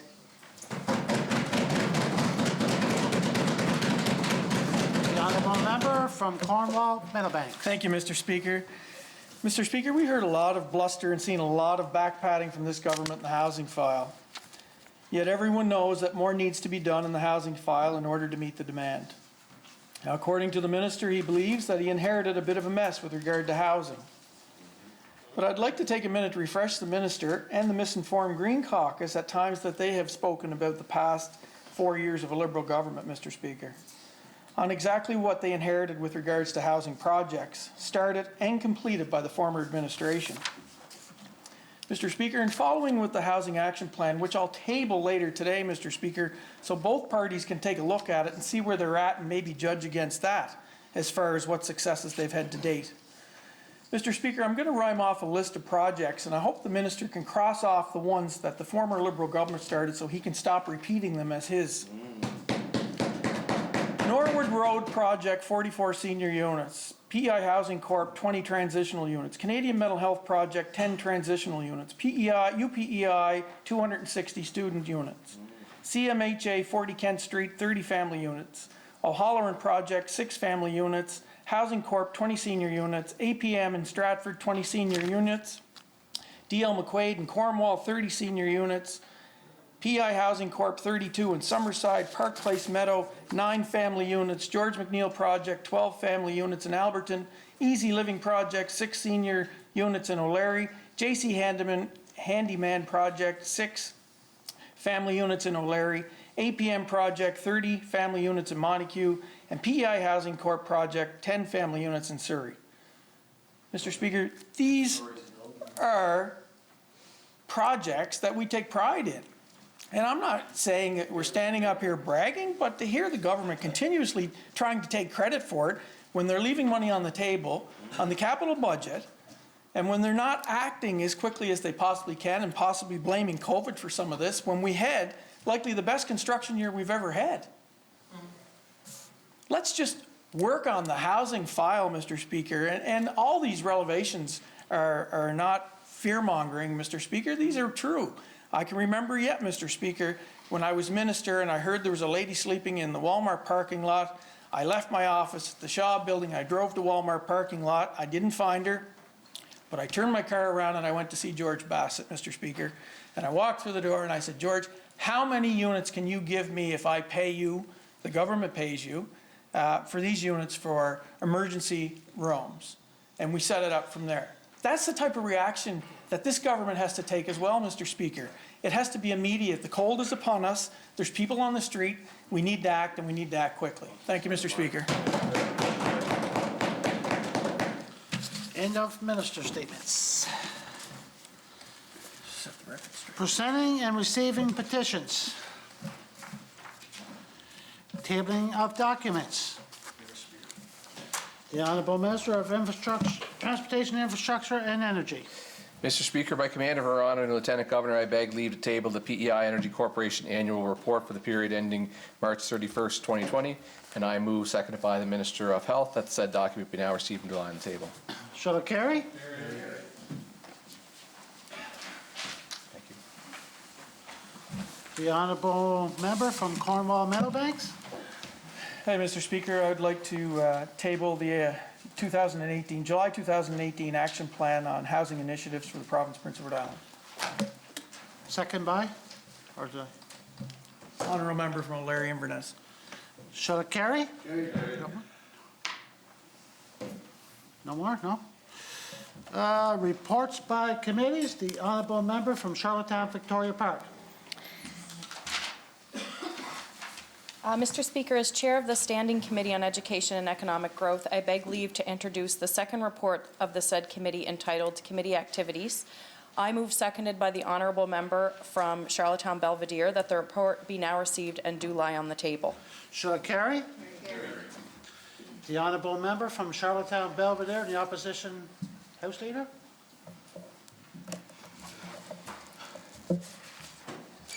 Mr. Speaker, as Chair of the Standing Committee on Rules, Regulations, Private Bills and Privileges, and following the receipt of the report on Rule 22.2, Order of Business and Housekeeping Rule Changes of the said committee on Friday, November 13th, I move, seconded by the Honourable Member from Summerside Wilmot, that the report of the committee now be adopted. On June 10th, 2020, the Legislative Assembly adopted the Standing Committee on the Standing Committee on Rules, Regulations, Private Bills and Privileges' third report of the first session of the 66th General Assembly on changes to the parliamentary calendar and sitting hours. As a result of the changes made to the Legislative Assembly's sitting hours, Rule 22.2 of the Rules of the Legislative Assembly of PEI require updating. This rule outlines the order of business following the ordinary daily routine and outlines the time spent on government business and business other than government. Your committee is reporting on its activities on this matter. Since the last report, your committee has met 4 times to discuss the changes to Rule 22.2. For clarity, I would like to note that Rule 22.1 is remaining the same. With the elimination of evening sittings and those hours being reallocated, I am pleased to make the following recommendations on behalf of the Standing Committee on Rules, Regulations, Private Bills and Privileges. Your committee recommends that Rule 22.2 be revised, effective as of January 1, 2021, as follows.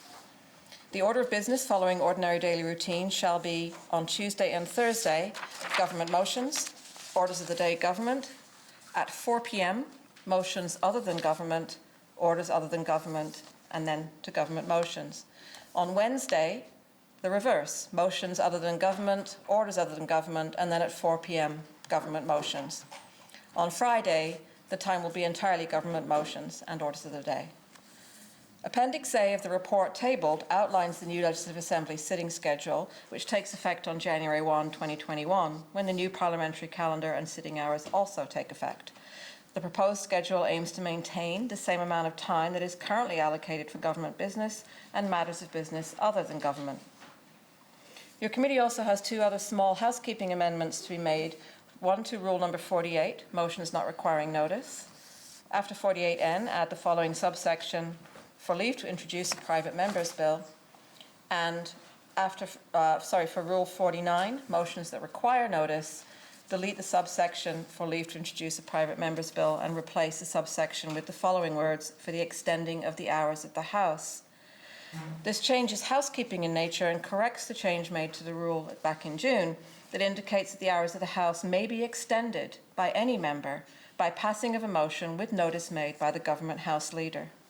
This change was adopted in June 2020 as part of the packages of changes made to the parliamentary calendar and sitting hours, and ensures that there is always an option for this House to sit in the evening with advance notice by motion, should they choose to do so, Mr. Speaker. To conclude, your committee recommends that these rule changes are effective as of January 1, 2021, which will align with the new parliamentary calendar and sitting hours. The Standing Committee on Rules, Regulations, Private Bills and Privileges advises all members of the Legislative Assembly that following adoption of this report, arrangements will be made to update and reprint the rules of the Legislative Assembly of Prince Edward Island for distribution to all members. I believe Clerk of this committee is also excited about finally having a new cover on the rules book, Mr. Speaker, which will just be enough to confuse all of us. Mr. Speaker, those are all the comments that I have in the completion of this report. Is there anyone else that's willing to speak to the report? No? Shall it carry? Carry. The honourable member from Moncton, Kilmar, and the government whip. Mr. Speaker, as Chair of the Standing Committee on Natural Resources and Environmental Sustainability, I beg leave to introduce the report of the said committee, and I move, seconded by the honourable member from O'Leary Inverness, that the same be now received and do lie on the table. Keep going.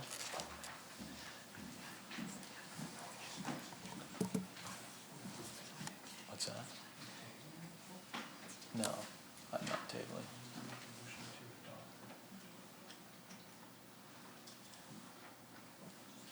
Okay, sorry.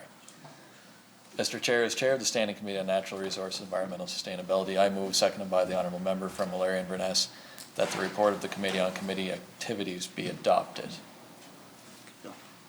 Your committee is reporting on its activities since last reporting to the Legislative Assembly in fall 2019. As a result of its deliberations, your committee is pleased to recommend the following to the members of the Legislative Assembly. 1, your committee recommends that government consider immediately proclaiming the Water Act. 2, your committee recommends that government consider the inclusion of all new high-capacity wells in the moratorium, with the exception of those intended for residential use. 3, your committee recommends that government consider referring all future research proposals on the impacts of high-capacity wells to the Standing Committee on Natural Resources and Environmental Sustainability. 4, your committee recommends that government consider shortening the period of time given for a well that is deemed out of compliance based on the proposed water withdrawal regulations to become compliant. The current period of time to become compliant is 5 years. Your committee recommends government consider reducing it to 24 months or on the expiry of authorization, whichever occurs first. 5, your committee recommends that government consider a differentiation between the assessment of high-capacity wells requiring fresh water and high-capacity wells that draw salt water in the proposed Water Act regulations. 6, your committee recommends that government consider that the Department of Agriculture and Land work alongside the Climate Change Secretariat to research ways that farmers can be compensated for sequestering carbon as an incentive to maintain healthy soil while helping to meet carbon targets. And finally, number 7, your committee recommends that government consider implementing training sessions for MLAs and any interested groups or organizations on the Lands Protection Act. Thank you, Mr. Speaker. Is there anyone else that is willing to speak to the report? No? Shall it carry? Introduction of government bills. The Honorable Minister of Finance, Deputy Premier. Mr. Speaker, I beg leave to introduce a bill to be entitled An Act to Amend the Liquor Act, and I move, seconded by the Honourable Minister of Economic Growth, Tourism and Culture, that the said be now received and read a first time. Shall it carry? Bill number 78, an act to amend the Liquor Control Act, read a first time. Overview, Minister. Mr. Speaker, this bill would allow dining room liquor license holders to sell and serve up to 2 standard servings of alcohol to customers not purchasing a sit-down meal.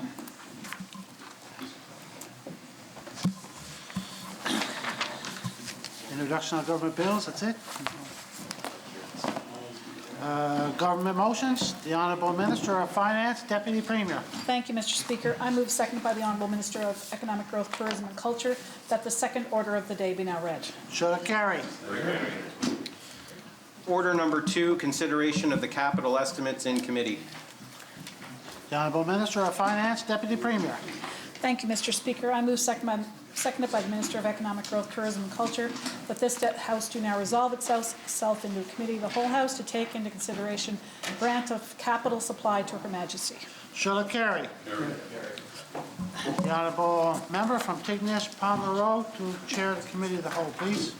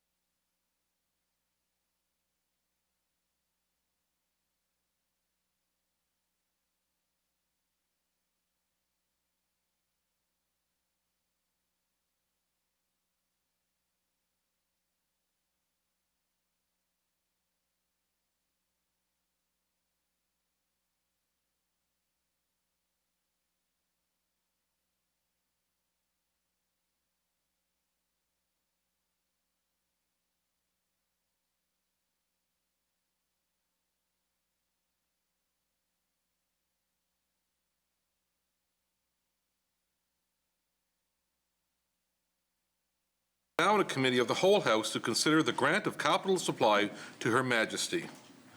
A request has been made to bring a stranger onto the floor. Shall it be granted? Granted.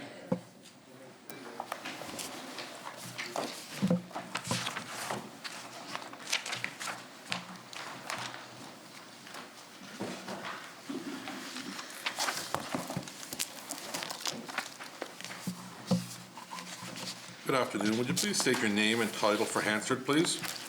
Gordon McFadgen, Assistant Secretary to Treasury Board. Thank you very much, Gordon. Honourable members, we are going to begin on page 5, Capital Expenditure, Agriculture and Land. So it's the 2021-2022 budget estimate. This will be the first column that I'll be reading out. Equipment, appropriations provided for equipment purchases, field equipment, $50,000. Total equipment, $50,000. O'Leary and Verness. Maybe the minister could explain what that small purchase would be.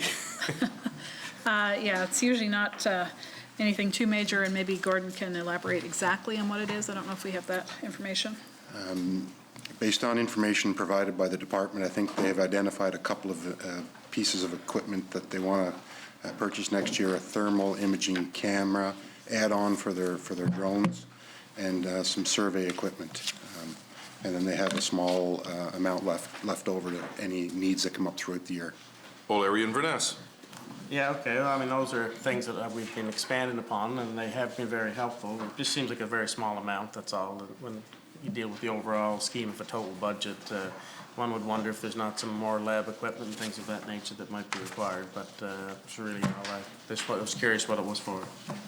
Thank you. Total equipment. Leader of the Opposition. Thanks, Chair. Following on questions from my colleague there, I think you described that as the thermal imaging camera. Is that right? The information I have that it's a thermal camera add-on for the drones that they use for, I guess, flyovers of land. Right. Leader of the Opposition. Thanks. And I know, having spoken to a number of farmers, that there's huge potential benefit to having more information on how their crops are doing during the year. And thermal imagery is one way, but multispectral analysis is another way of doing that. And you can determine whether your crop is, well, firstly, if there's a disease in the crop, whether certain parts of the field should receive more or less fertilizer or more or less pesticide, and also whether water, something we just heard the report from the Standing Committee on water use.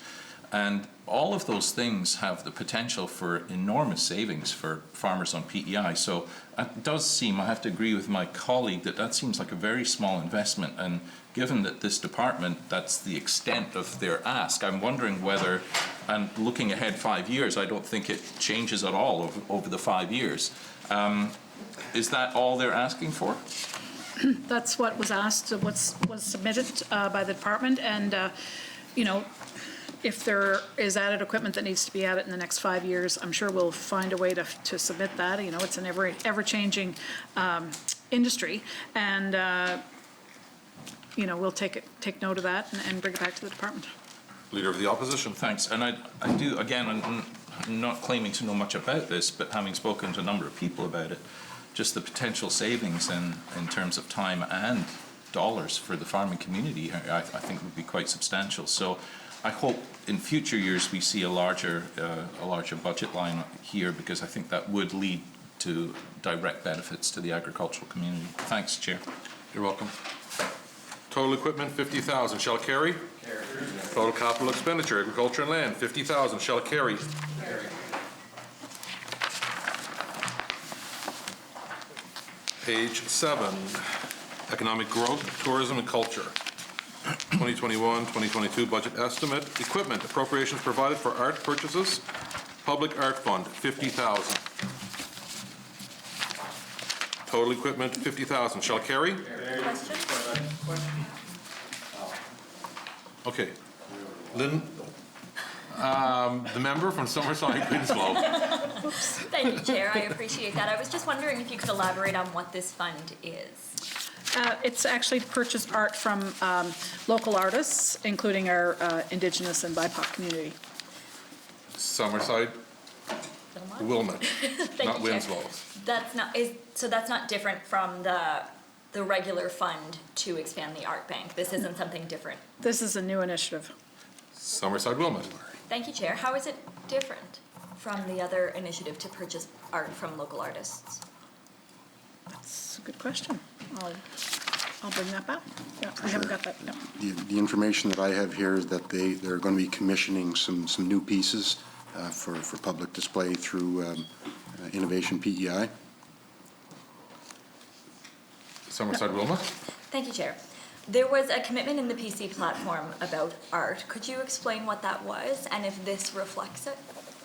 I don't have that in front of me, member, but I'll be happy to bring the comparison back as to this compared to the platform promise. Summerside Wilmot. Thank you, Chair. I know artists have been particularly hurt during the pandemic with less people traveling. Again, it's a huge impact for lots of local artists. I was just wondering if the department is doing anything beyond this $50,000 to support local artists.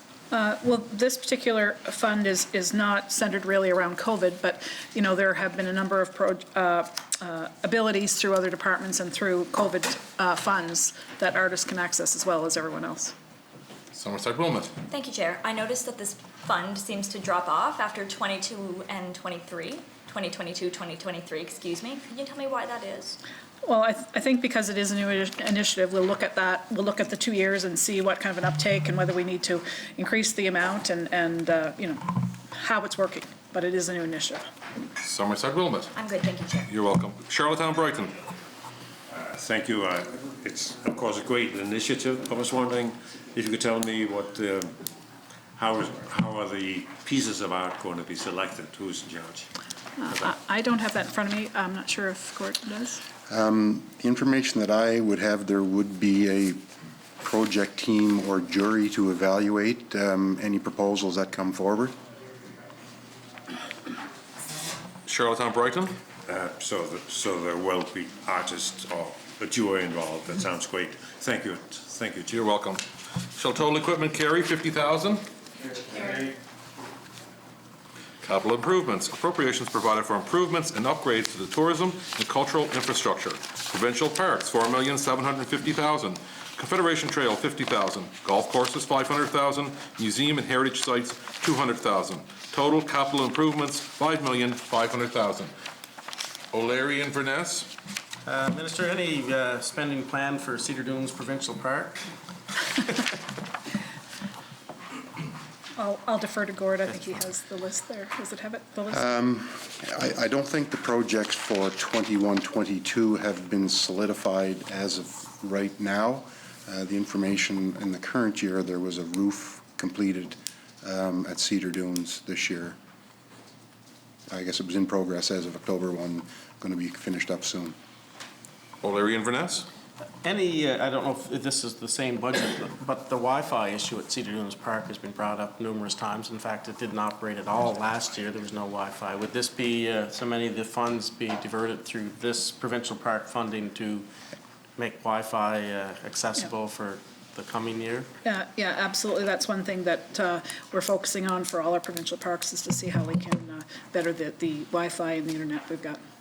Okay. O'Leary and Verness. Okay, thanks, Minister. I just wanted to bring that to your attention, and we're willing to accept that from last year, just with all the things that were going on, but I would really hope that there's more than enough time to make sure that that is installed and operational come park season for 2021. Thank you, Member. Summerside Wilmot. Thank you, Chair. I noticed that spending on provincial parks has more than doubled from last year. Now, I'm not saying I think that's a bad thing. I'm just wondering what the reason was for that increase. Well, if you've been to any of our provincial parks, you'll see a number of them.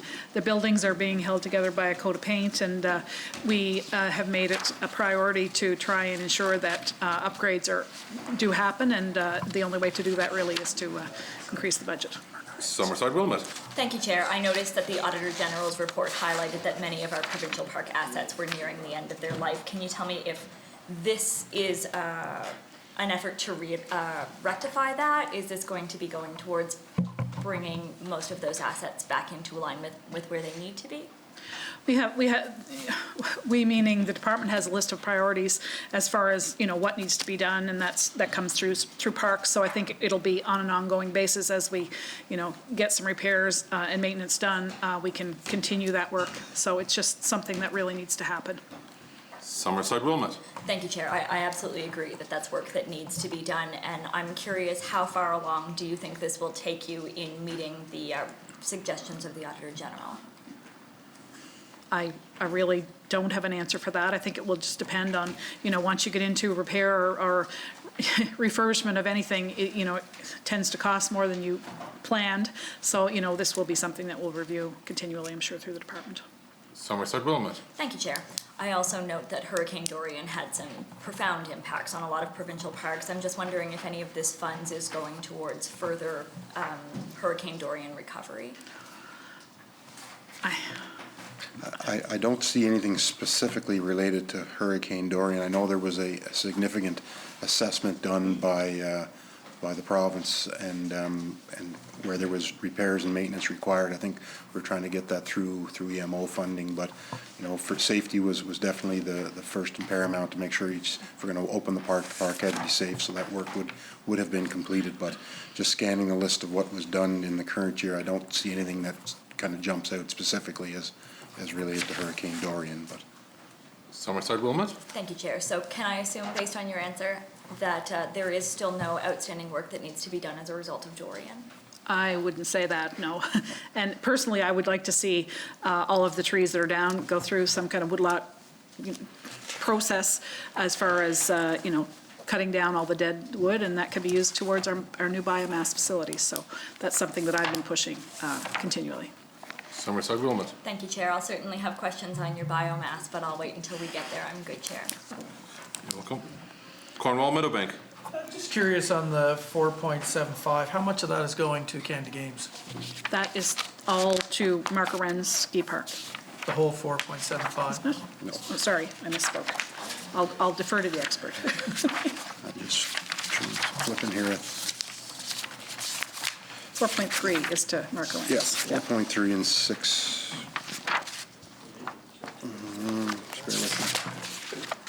Just bear with me. Sorry. 4.3 is going to the Mark Arend's ski Yeah, park. that's over 2 years, I think. Over 2 years. Yeah.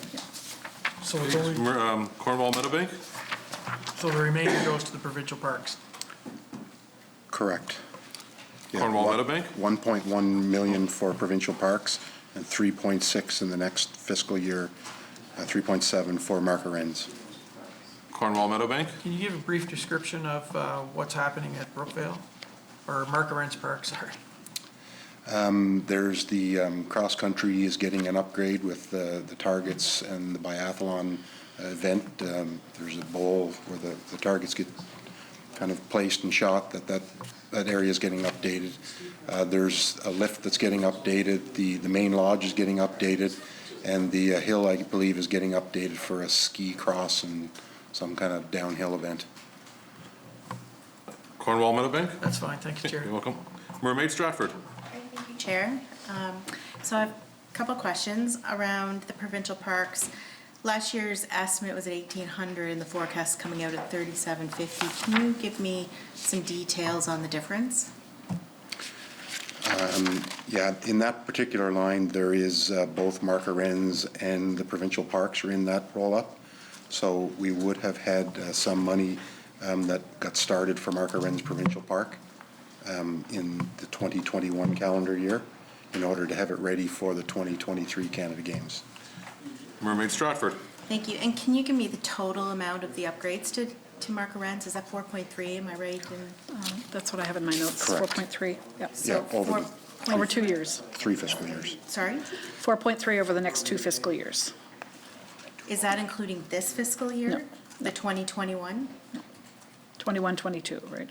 Total of 3 fiscal years, so 2021, 21, 22, and then the final piece in 22, 23. Mermaid Stratford.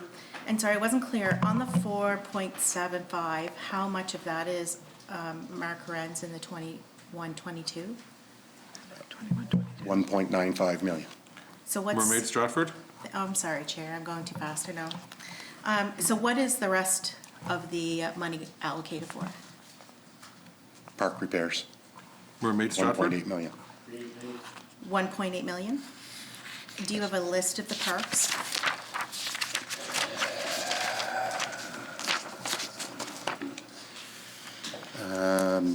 Site upgrades at Jacques Cartier and Cabot, seawall at Jacques Cartier, washrooms at Bloomfield, stairs at Argyle Shore, playground at Linkletter, Brudenell maintenance shed roof, Red Point maintenance buildings, King's Castle, some equipment being purchased, sand study at Basin Head, road work at Bloomfield, and then some repairs at Brookvale Provincial Park. Member Stratford. Thank you, Chair. So did I hear one playground in that list, or where I was trying to?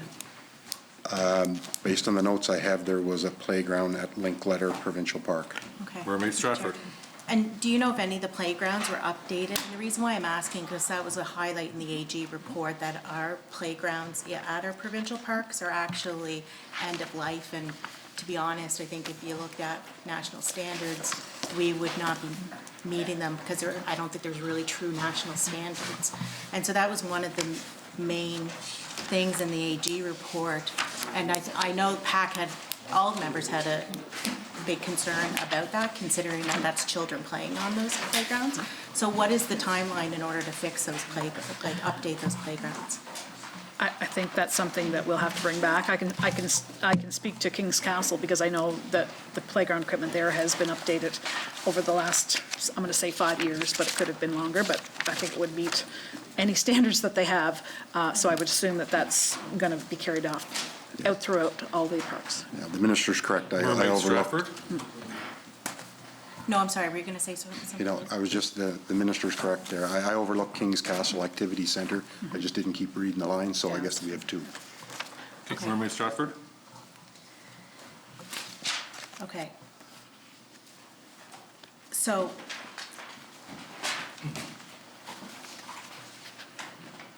but I'm still gonna come back to it. So when you say you're gonna bring that back, and what time frame will we have that information? Will that be while we're going through the capital budget? Will you have that information? Yeah, we'll try and get back this evening if we can. Yeah. Okay. I mean, Parks would have a priority list of what comes next, right? So I don't have that at my hands. Okay, Member Stratford. all right. Thank you. I'm good. Thank you, Chair. Charlottetown Victoria Park.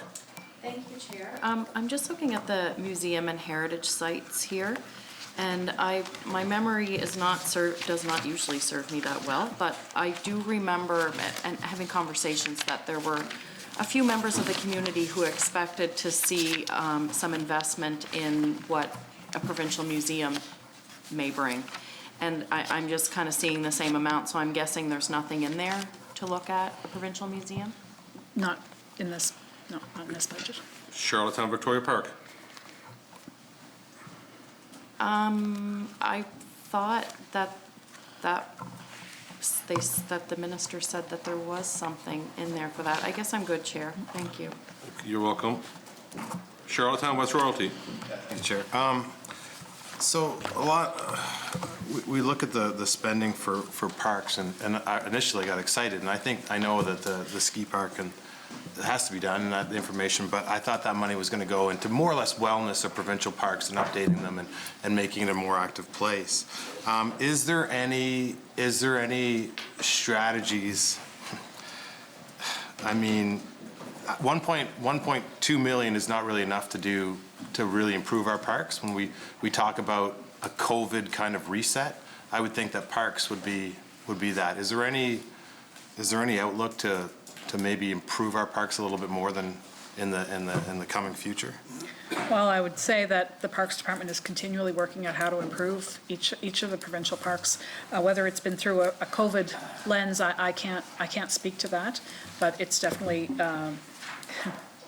if we keep going the way we're going, it's definitely something that we need to focus on. Charlottetown West Royalty. Yeah, because the Auditor General really did say that there is definitely some serious upgrades to be done, and that becomes an issue. Just out of curiosity, the Active Transportation Fund is, maybe ask the Minister of TIA for an intervention. Is it possible to use that fund to update our trails and such within our park systems? Yes. Minister says yes. Charlottetown West Royalty? Have you had, because I just don't see it in the budget to make our trails active enough, intervention, have you had this discussion, have you two had this discussion to maybe add active transportation into our provincial parks? I'll just say, honourable member, the Confederation Trail is continually being worked on. And whether COVID is here or not, I think it's still going to be utilized in the same way, if that's what you're talking about, if Confederation Trail. So if there is work that can be done through the active transportation, I'm sure that's something that the minister and his department will look at and work in conjunction with economic growth and tourism. Charlottetown West Royalty? No, I was still on provincial parks, but the Confederation Trail is I see a reduction in the future spending. Could you talk about that line in the budget estimates for 21-22? It's only at 50,000. Yes, there was a large project there at the Fullerton's Marsh last year. I think that they're getting through this year, so we're back to just sort of the regular maintenance and upgrades to the trails that they would be planning on a regular basis. Charlottetown West Royalty?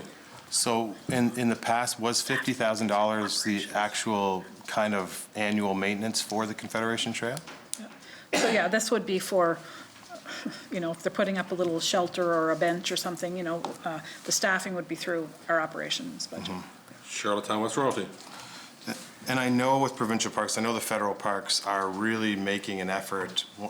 When COVID hit, they're making an effort to make changes, barricades, barriers, making it a little bit more, if we get out of that next year, to invest and think about the foreseeable. Is there any foreshadowing to, if the provincial parks get busy, how they can become more socially spaced or distanced, or any investment in that area?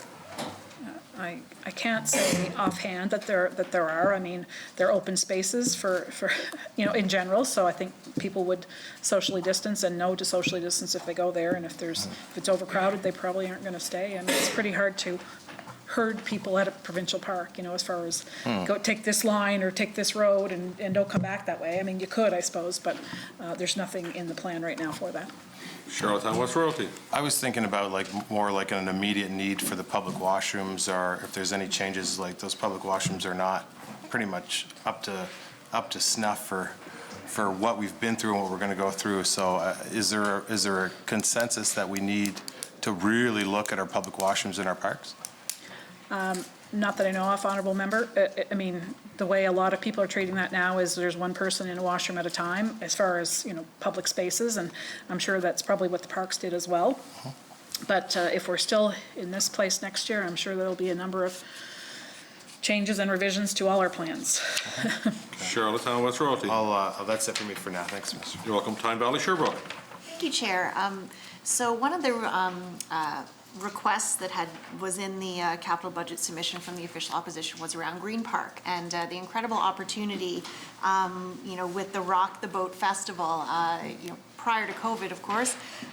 It was a growing festival, incredibly successful, and the organizers are looking to expand, which would obviously be a wonderful opportunity for all of West Prince to attract more tourists, and it's fantastic what they've accomplished with that festival. So in order to expand possibly into a 2-day festival, they really do need some upgrades to the overflow camping site. So I just wanted to get some confirmation that those upgrades are going to are covered under this capital budget. So they need washroom facilities, and also there's going to need to be some electrical upgrades to accommodate the stage and the performances and such as they continue to grow. There is an RFP to be awarded, and the province will work with the new operator to ensure that proper facilities are available. That does include bathrooms and electrical. Okay. Tyne Valley Sherbrooke? Thank you, Chair. And are there any other upgrades or any other maintenance planned for any of Green Park? For the upcoming year, I don't think the exact plans have been determined. Right now, they're kind of working through, based on the budget available, what the priorities will be. Often they have to see how the parks winter as well, to see where the priorities may turn. So whether there's anything there for next year, I can't say right now. Tyne Valley Sherbrooke. That's all for now, Chair. Thank you. You're welcome. Summerside South Drive. Thank you, Chair. This is from one of our infrastructure funds, I'm assuming, that we have for our provincial parks, and I heard the minister say last time around when we were debating the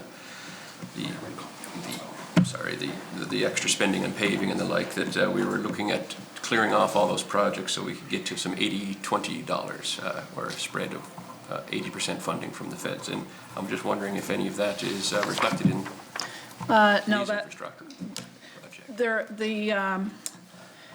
the paving spend, let's say, is $50, but there is a COVID resiliency fund that is 80-20. So the feds will pay 80% of it, and we are looking to a number of projects, including renovations to, I think, hospitals and schools, possibly. Both of those are in it, I believe. The projects have to be under $10 million and have to be completed by December 31st of 2021. So those are criteria that we have to meet in order to access the resiliency fund. But the $50 for paving is under the Build Canada Fund, I believe, and those were all projects that had to be approved, like they were already approved, they were just in the line to be done when we got to them, sort of thing. You know, like we only allocate so much money usually for paving, and as you saw, we had a supplementary appropriation in the summer so that we could access more of those funds and, you know, access the federal money. Yeah.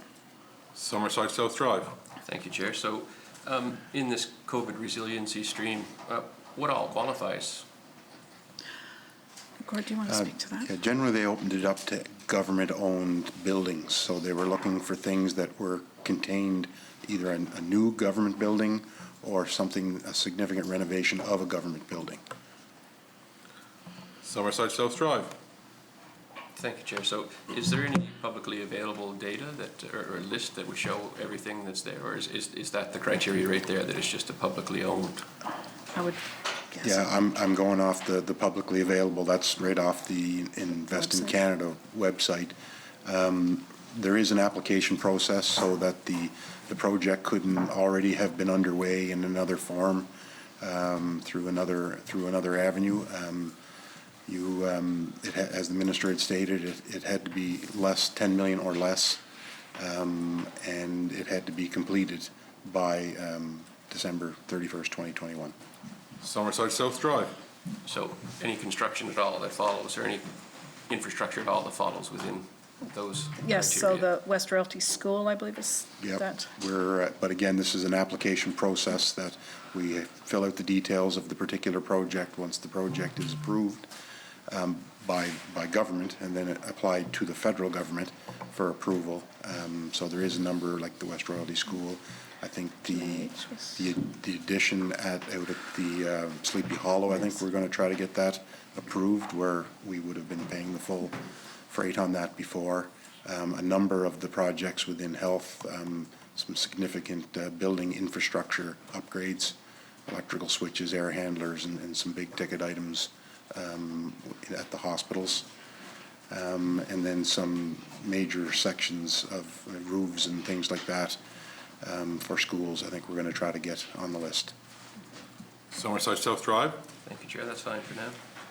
Charlottetown Brighton. Thank you, Chair. It's great to see some real money thrown after all the provincial parks. But at the end of the day, by the time you fix them all up, it's still a dated, old structure, maybe 40 to 50 years old. That's getting a new look, and I appreciate that. That's great.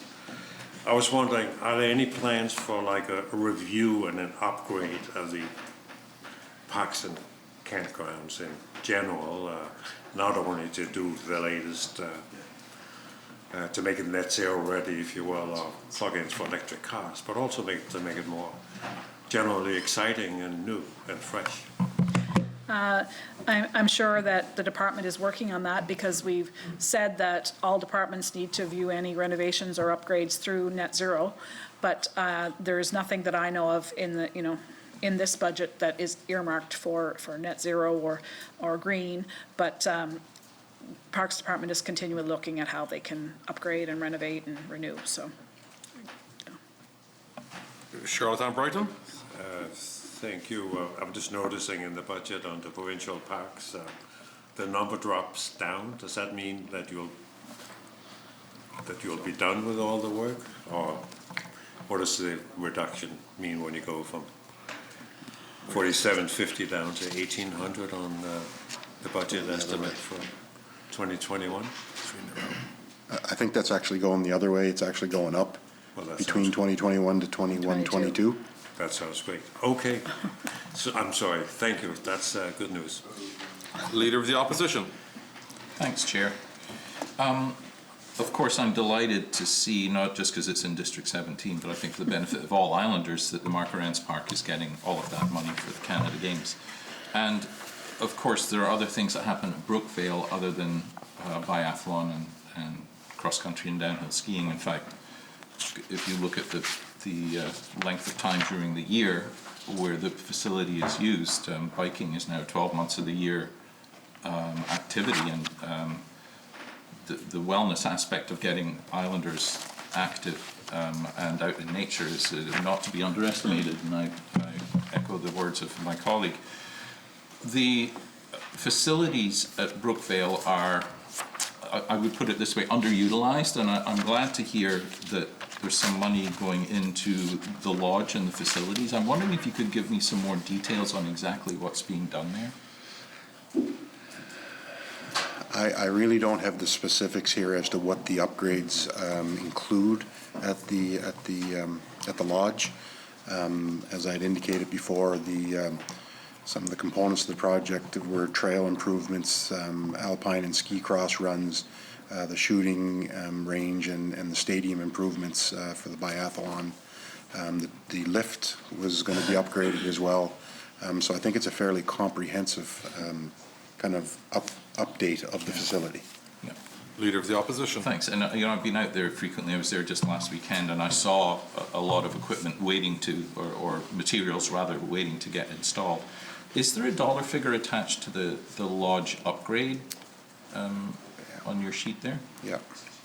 Could you tell me what that is? The current budget, I believe, for the Nordic Center, let me see, make sure I get the right number.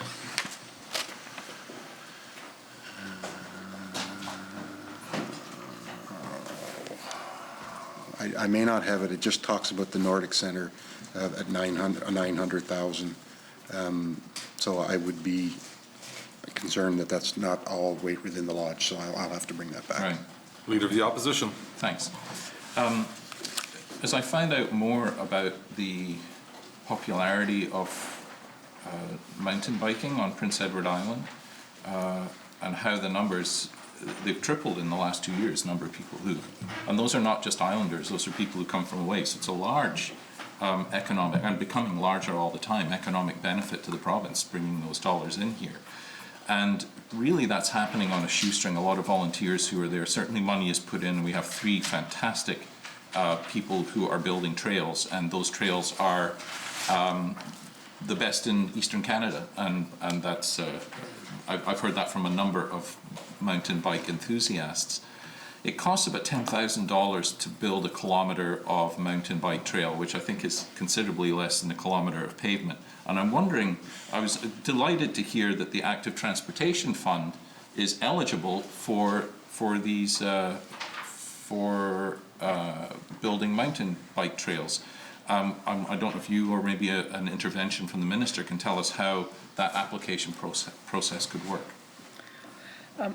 I'd be happy to bring that back, Honourable Member, and it's something I'm concerned with too, because the Garlock Trail is in my district, and I've had a number of not only constituents but Islanders in general say that it needs some work, so we'll bring back that. Right. Leader of the Opposition. Thanks, Chair. So for PEI to become a cycling destination, the number of kilometres we have to have of fully developed trails is at least 100. And we're pretty close to that. There's 25 in Brookvale, there's 25 in Strathgartney and that area. There's Gairloch, as you just said, and also in Cardigan, and other places being developed. But to get us to that next little bit will require some investment. And part of that investment would be, and the number one request I have had from the mountain bike community is to connect Brookvale with Strathgartney and Bonshot. And not a difficult thing to do. There's a couple of roads that would need proper pavement, and if that were done, it would really enhance the facilities that we have and the product that we can then go and advertise to people beyond Prince Edward Island. I'm wondering whether there are any plans to do that or anything in the funding for that. Not that I know of, but it's something that I can bring to the department for sure, and I'm sure they're probably listening. You know, priorities continually change, and I think with COVID, we're especially trying to focus on how we can get people more active and healthy and outdoors. So I think it's definitely a priority that we should look at, and I'll bring it back to the department. Leader of the Opposition. Great, I appreciate that. Going back to the facilities at Brookvale, we're spending, and we do spend a large amount on golf courses every year, and you know, we only have 3 courses now, of course, but there's over $1 million there in ongoing capital investments in our golf courses. We're mountain biking, and again, last Sunday, the weather was not great, you know, it was cold and wet for part of the day, and yet the parking lot was packed at Brookvale. There are literally hundreds of islanders who are out mountain biking, and when you arrive in Brookvale, the lodge there most often is not even open.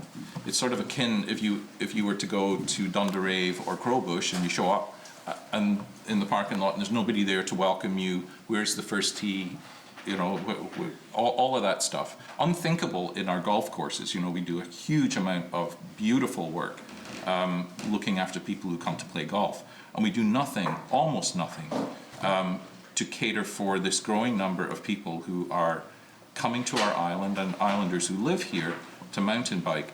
And the COVID Resiliency Fund, less than $10 million, complete by December 2021, seems like there's a huge opportunity there to improve the facilities with 80-cent dollars. And I'm wondering whether the department has made requests to that end. Well, the first thing I'd say, I think the hospitals, schools, you know, places that need renovation, we can't access $50 or really any cost sharing with the government for a number of those projects. So we're trying to focus on projects that normally would not be covered with any federal funding. And so I can't say that, you know, any mountain bike trails are on that. And, you know, when you get back to talking about golf courses, my question would be, do people pay to go mountain biking? People have to pay to go, I don't know. Yeah, I can offer an intervention there. Yeah, no, not at the Garlock Trail, they don't, so, yeah. Leader of the Opposition. Many mountain bike destinations do charge. Here on Prince Edward Island, we don't, and people are actually, that's one of the things that I've heard from a number of people who come here to mountain bike is, where do I pay? Because they're willing to do, the facilities we have are that good. Yeah. You know, as I've heard repeatedly, the best facilities in Eastern Canada. And whether or not we decide that should be something they do pay for, I don't know. But I think the amount of economic activity that's been generated, and these are people who come here not just for a day, but they will come with their family and stay for a week, partly because the trails are not, you know, you could go to Vermont, for example, and the trails there are, you know, Olympic style, crazy up, down mountain stuff. Which, you know, suits some people, but it's not great for families, particularly families with kids. But here in PEI, so many of them, we have some challenging trails here too, but we have trails that are specifically designed to teach people and for kids to come and enjoy it. So people will come here for weeks, so the economic benefit to the province is really dramatic.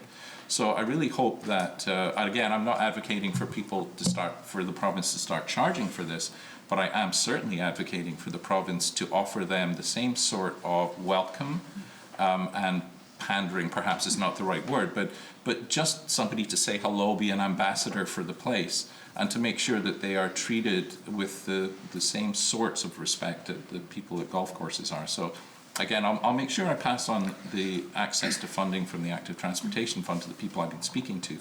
And I'm looking forward to the upgrades at Marker Ends Park. Thank you. I'm good, Chair. Thank you. Thank you, Member Member. Stratford. Thank you, Chair. So I just wanted to go back to the campgrounds for a second, to parks. And so my understanding that there's three-way hookups, three-way service sites that are being built in this upcoming year, is that correct? I think there is some addition of three-way sites. Gord, defer to him. He's got the list. Yes, I don't have a specific where they're going in, but there is some plans for site upgrades for the upcoming year. Mermaid Stratford. I'm sorry, can you tell me how many? No, I can't. I just have the budget amount here, and once the work gets tendered, it's based on the park and how many sites they can get to, I guess. Mermaid Stratford. Thank you, Chair. And how much, what's the budget amount? The entire budget for the coming fiscal year, 21-22, would be $600,000. Mermaid Stratford. Thank you, Chair. And you don't know how many sites that will equate to? I don't have that information here. I can just speak to that a little bit because it depending on the location, the elevation, you know, how far apart they are, you know, that would impact the cost. And I can speak to that from Lord Selkirk Park. Lagoon upgrades. Yeah. Mermaid Stratford. True. I can speak to it as well. You might recall, I used to have an RV park, so, or my family did. So in the strategic plan, how many sites is the department looking to create over the next year into the next 5 years? Yeah. We'll bring that back. Mermaid Stratford. Can I ask for an intervention on that? Does the minister know how many sites? You have to direct your questions through the chair. Sorry. Okay, Chair. Yeah. May I ask for an intervention? Well, you'll have to ask the question, and the Sure. promoter on the floor can answer it, or the witness. And if a minister wants to intervene, they can ask for an intervention. Okay, thank you. I'd like to ask a question. My question would be, what is the strategic plan for the number of sites in order to that the department is trying to achieve?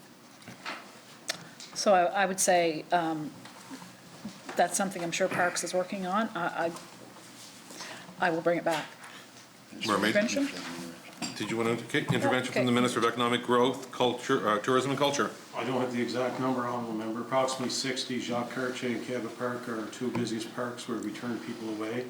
So between them two parks, approximately 60. Thank you. Mermaid Stratford. Thank you. I appreciate that. I don't have any further questions. That's great. Thank you, Minister. Cornwall Meadowbank.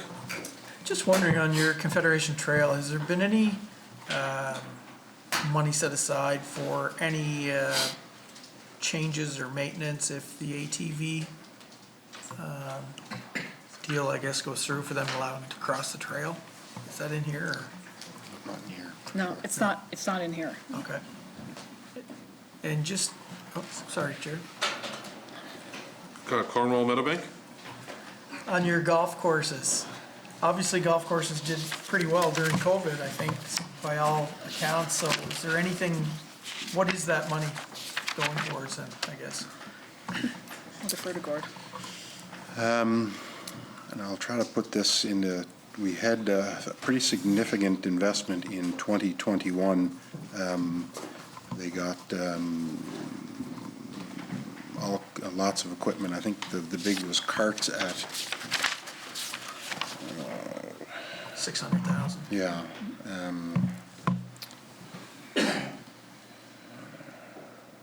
I'm just trying to get the specifics of what they're actually buying for 2021. Yeah, they got Brudenell and Crowbush got equipment, and cart paths were actually paved at the parks. There was, I'm thinking, some cart upgrades. I just don't have that rate in front of me here. Cornwall Meadowbank. That's fine, Chair, thank you. You're welcome. Summerside South Drive. Thank you, Chair.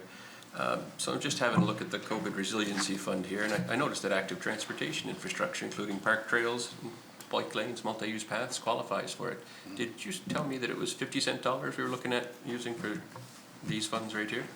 No, the COVID Resiliency Fund is 80/20, 80% by the federal government. Summerside South Drive. Thank you, Chair. And that's what we're using for all this right here? For the parks and trails upgrades, they qualify under the COVID Resiliency Funds, or are we using the 80-20 split here?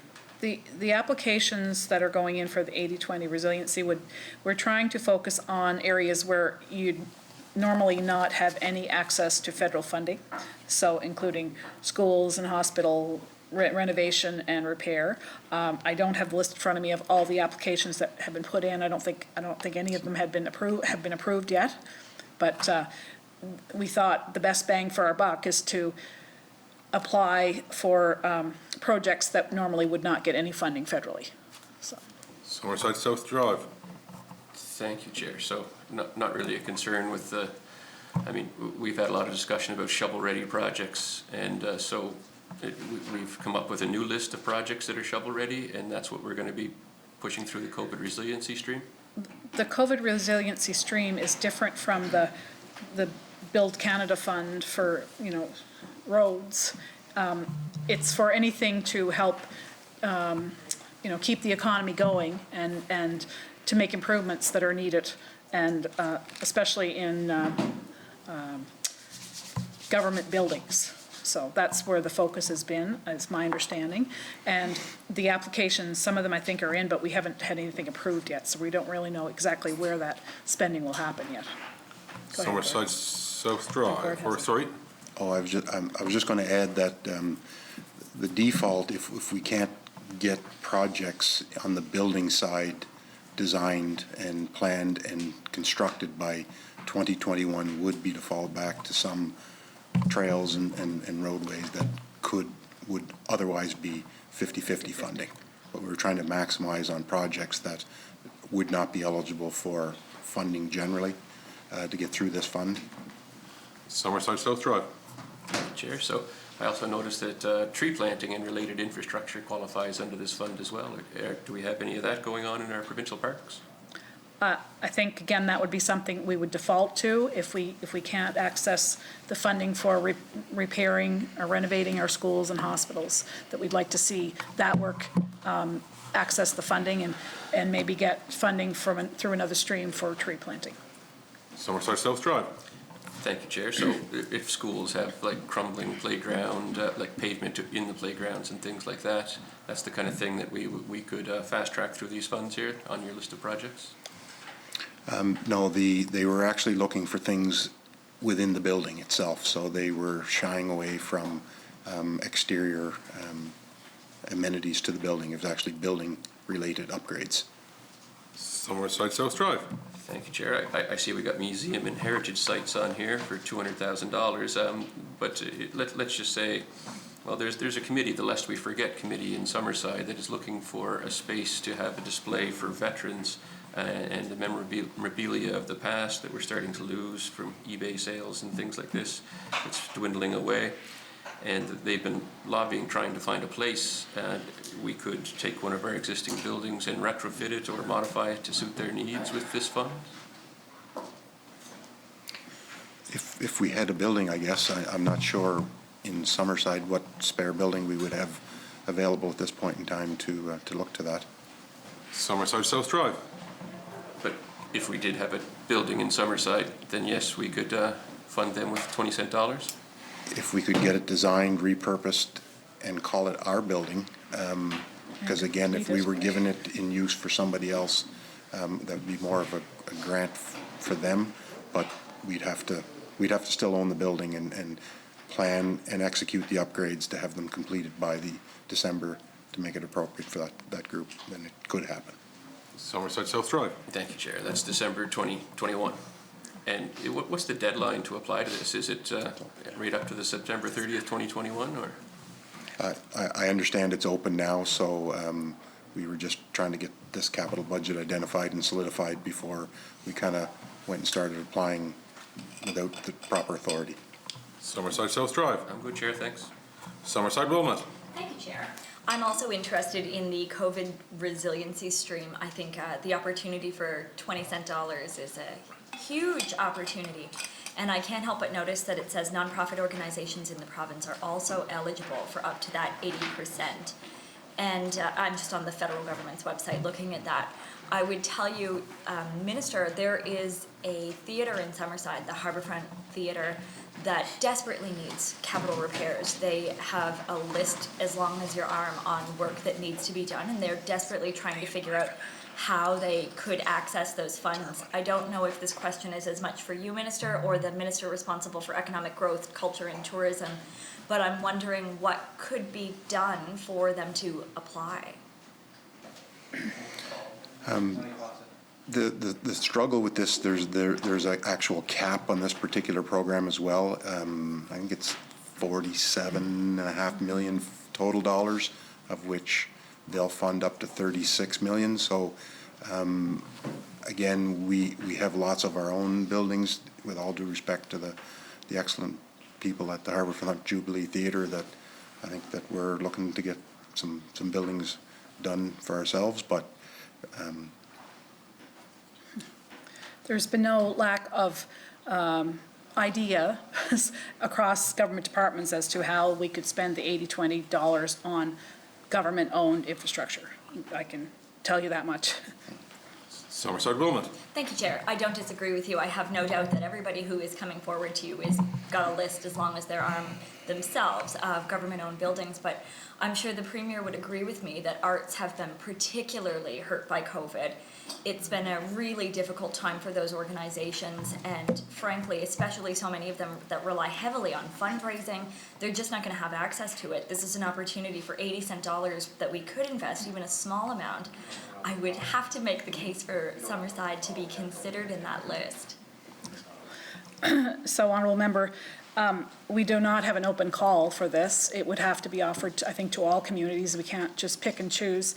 And if we're going to look at, government facilities, I guess the decision of government to choose, do we renovate a school versus, open it up to all communities and not renovate a school? That's one of the things we have to look at. I suppose we could do an open call. Whether we'd ever get it done in time enough to get applications in and have the work finished by next December 31st would be very challenging, and that we want to ensure that we access these funds and as much of it as we can. Summerside Wilmot. Thing you, Chair. I absolutely understand that we need to make priorities, but I would say if you look at the budget, we've prioritized paving fairly heavily. So there's certainly opportunities for us to do a number of things, and I would just like it to be considered. Thank you for that. I'm good, Chair. Charlottetown West Royalty. Thank you, Chair. Why is the budget for golf courses set to be reduced by $508,000 for 21-22? There was a number of initiatives that they wanted to get to in the current fiscal year, and they're back to their base level that they can kind of maintain the infrastructure. So that was at their request to kind of keep that funding stream at that level. Charlottetown West Royalty. So that number is suitable to maintain through all three courses? That's what they have put forward, yes. Okay. Charlottetown West Royalty. I think that the courses are very, very important, and you saw with COVID, I think those courses were up, and it is an economic spin-off, and who knows what the next couple of years are going to be, but I think this is, I'd like to see those well-maintained, because it's an incredibly competitive market across the Maritimes now, and I do believe that on the other side, PEI we have to be competitive in this area. Thank you for that, Honourable Member. We look to the department for the budget that they want to put forward for golf courses or any other government-owned facility. So I'm sure if there's more funds needed, that we'll see that in the future. Charlottetown West Royalty. That's great, Chair. Thank you. You're welcome. Mermaid Stratford. Okay, thanks, Chair. The Confederation Trail, that's $600,000. Was that the funding for the Fullerton's Marsh portion?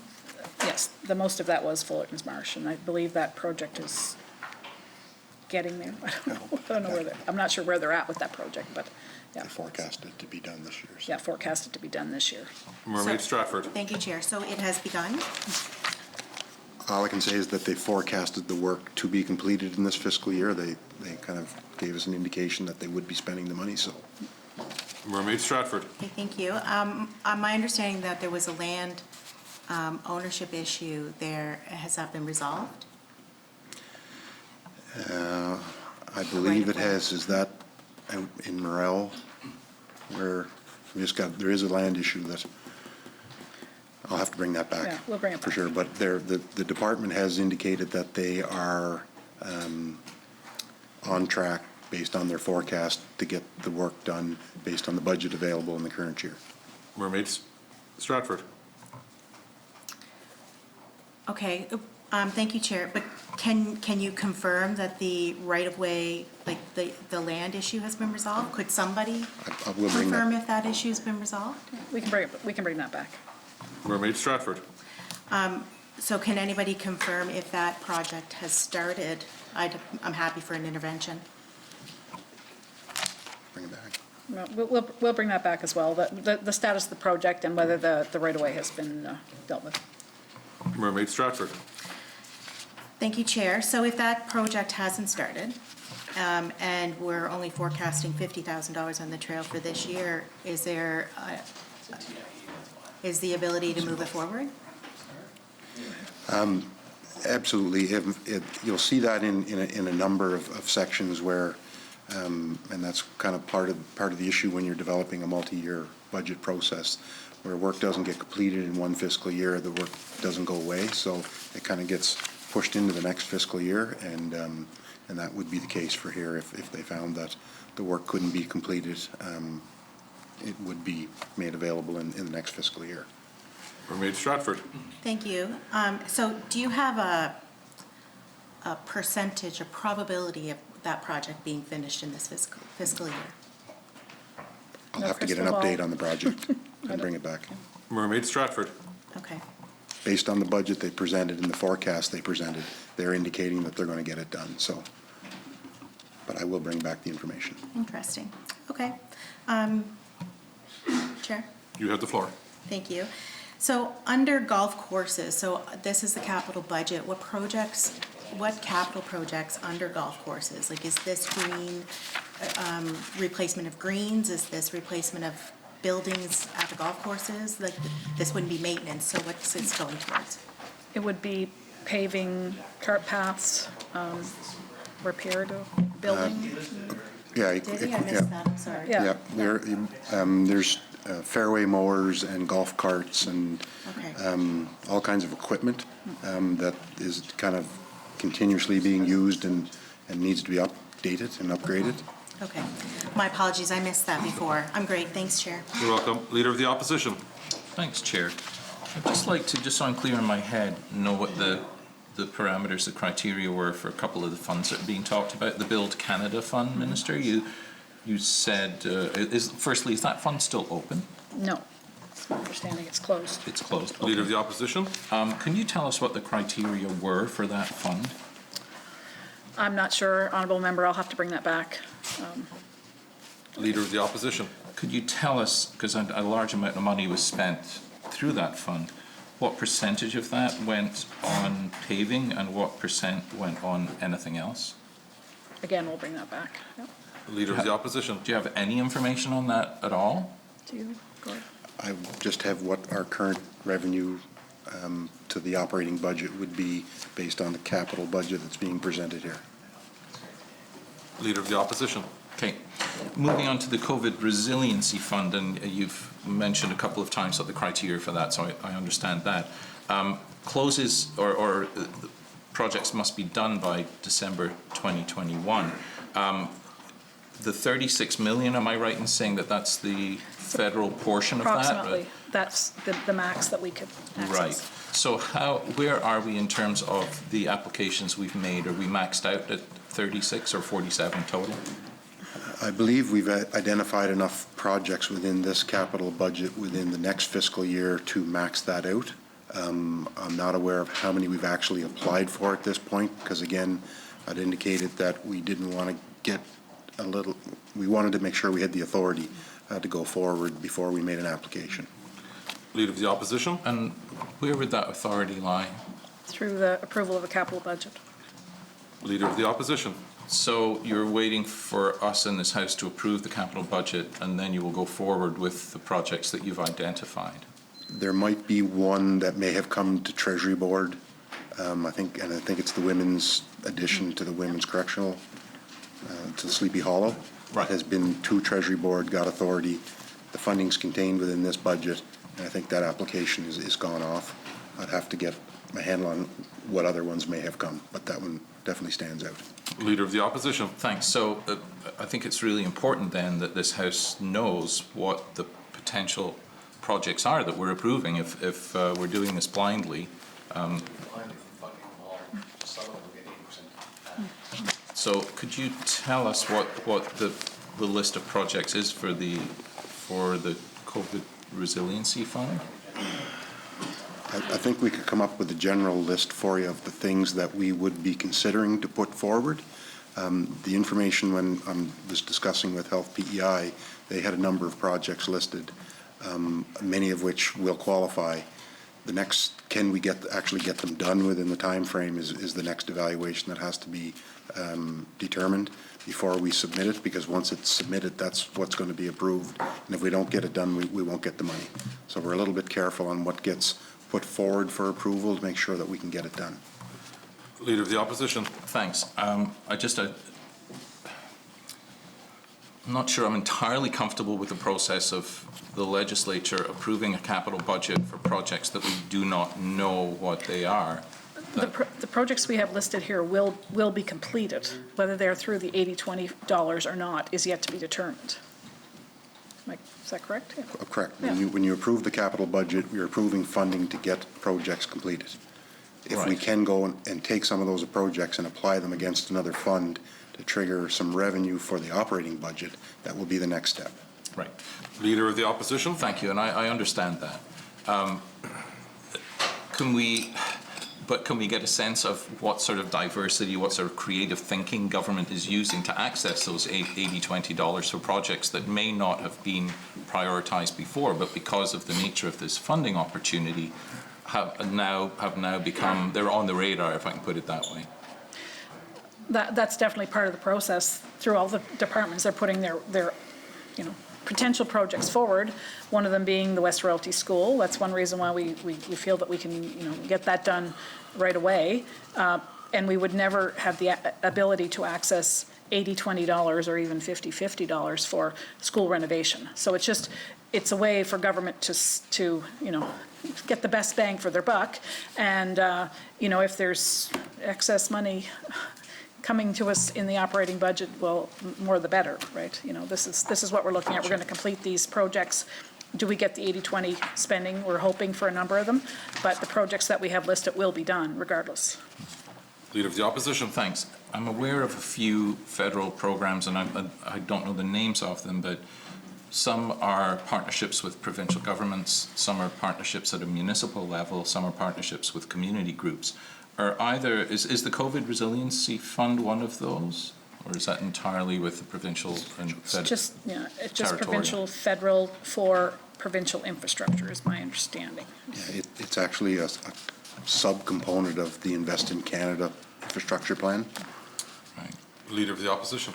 And for those funding opportunities that do exist at the municipality, or even, for example, the theatre in Summerside, the Harbourfront Theatre, have we made an asserted effort to make sure that those organizations, whether they be municipalities or community groups, are aware of this funding opportunity?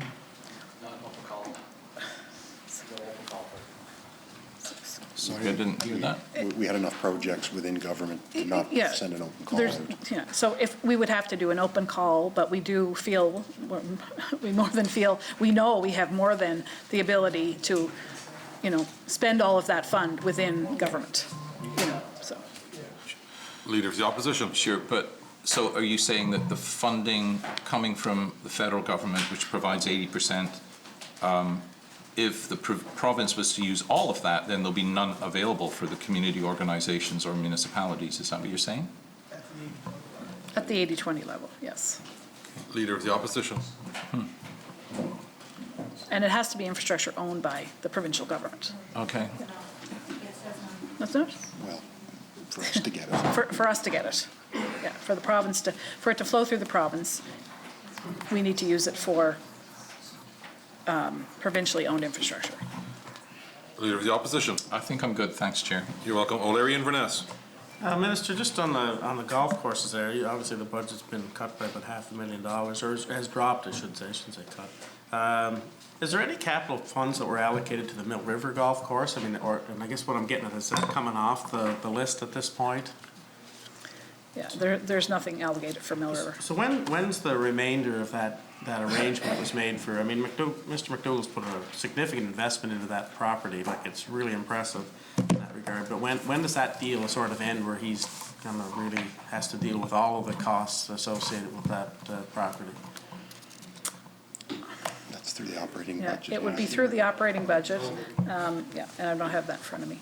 O'Leary Inverness. Okay, no, that's fine. I just, anyway, I do want to make a comment that he's done a great job there, and the investments have been pretty significant, and, you know, so it has worked out pretty well as far as that goes, but I just want to give him some acknowledgement that he's done a good job, and I'm not sure when the deal kind of ends, but I'm pleased with it.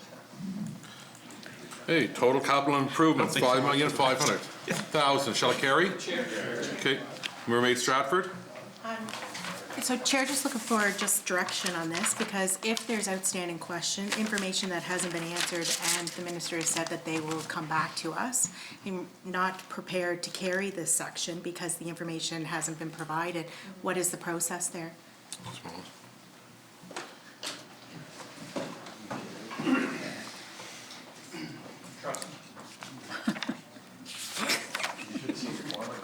Yeah.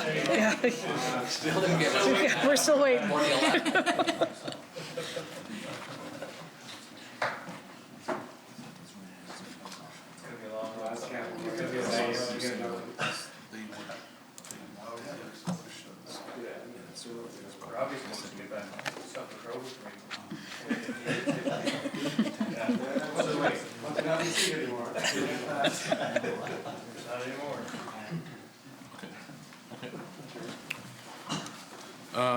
I have an intervention from the Minister of Economic Growth, Tourism and Culture. Thank you, Chair. For all it's worth, honourable member, my staff is working on that now, and I could probably have it back by tomorrow.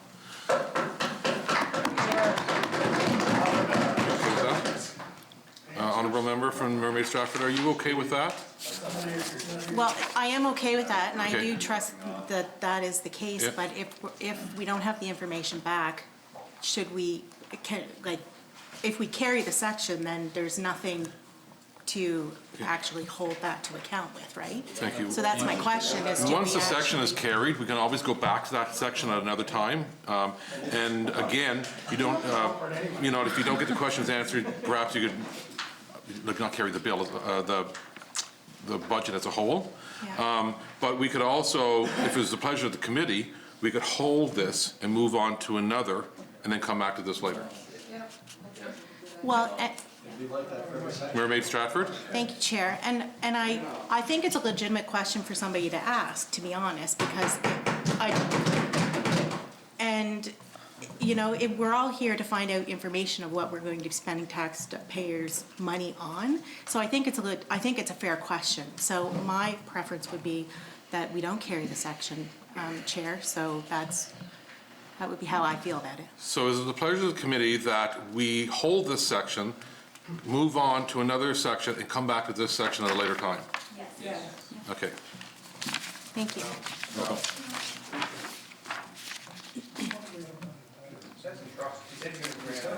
Okay, honourable members, I did hear some nays on that, so I'm going to ask for a show of hands. All those in favour of moving on to another section, putting this one on hold, and coming back to it at a later time, please raise your hand.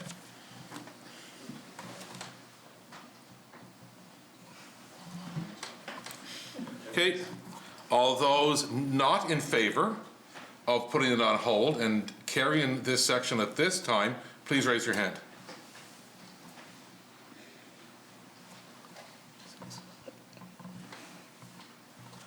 Okay, those who want to carry the bill and move on have the larger numbers. Carry the section. So we will Are we carry this. carry the bill? So will this section carry?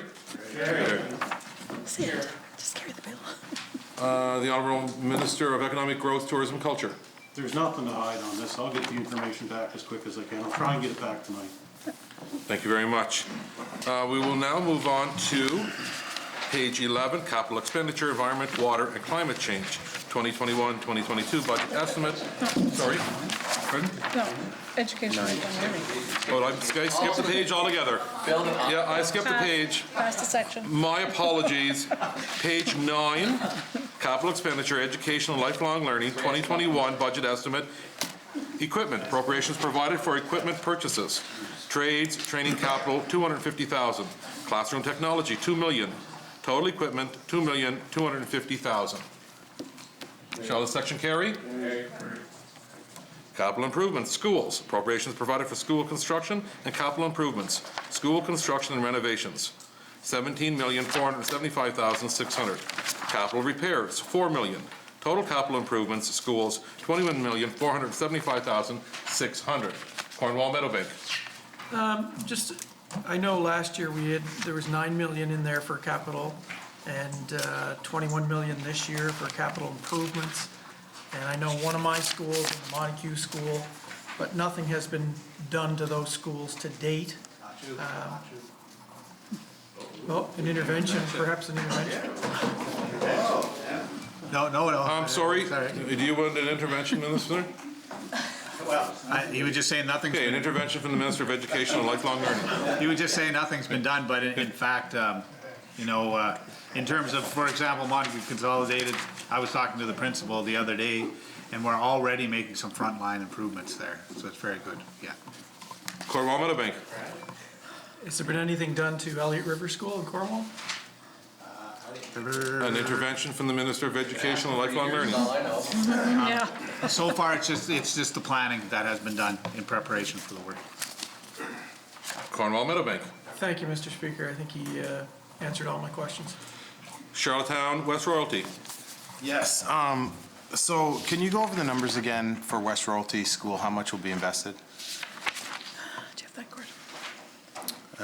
I think the total budget is 6.7. I think 6.5 in the next fiscal year. Charlottetown West Royalty. When is that start date for scheduled to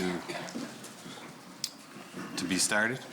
I believe that the design is substantially complete, and they would be looking to get to tender soon, I believe. Don't have an exact date here. Charlottetown West Royalty. Has the application been submitted to the federal government for $80-20 on that build? I'm not sure. Charlottetown West. Yes. Okay. Charlottetown West Royalty. How do we know if we're going to get that funding or not? We don't know that, honorable member. The application, the application has been submitted, and as I said earlier, all of the projects we've listed in the capital budget will be completed. If we get $80-20 for that, more the better. As the honorable member understands, the federal funding we receive will be applied to our operating budget in the spring. So we've already committed to doing the work. We hope we get the $80-20.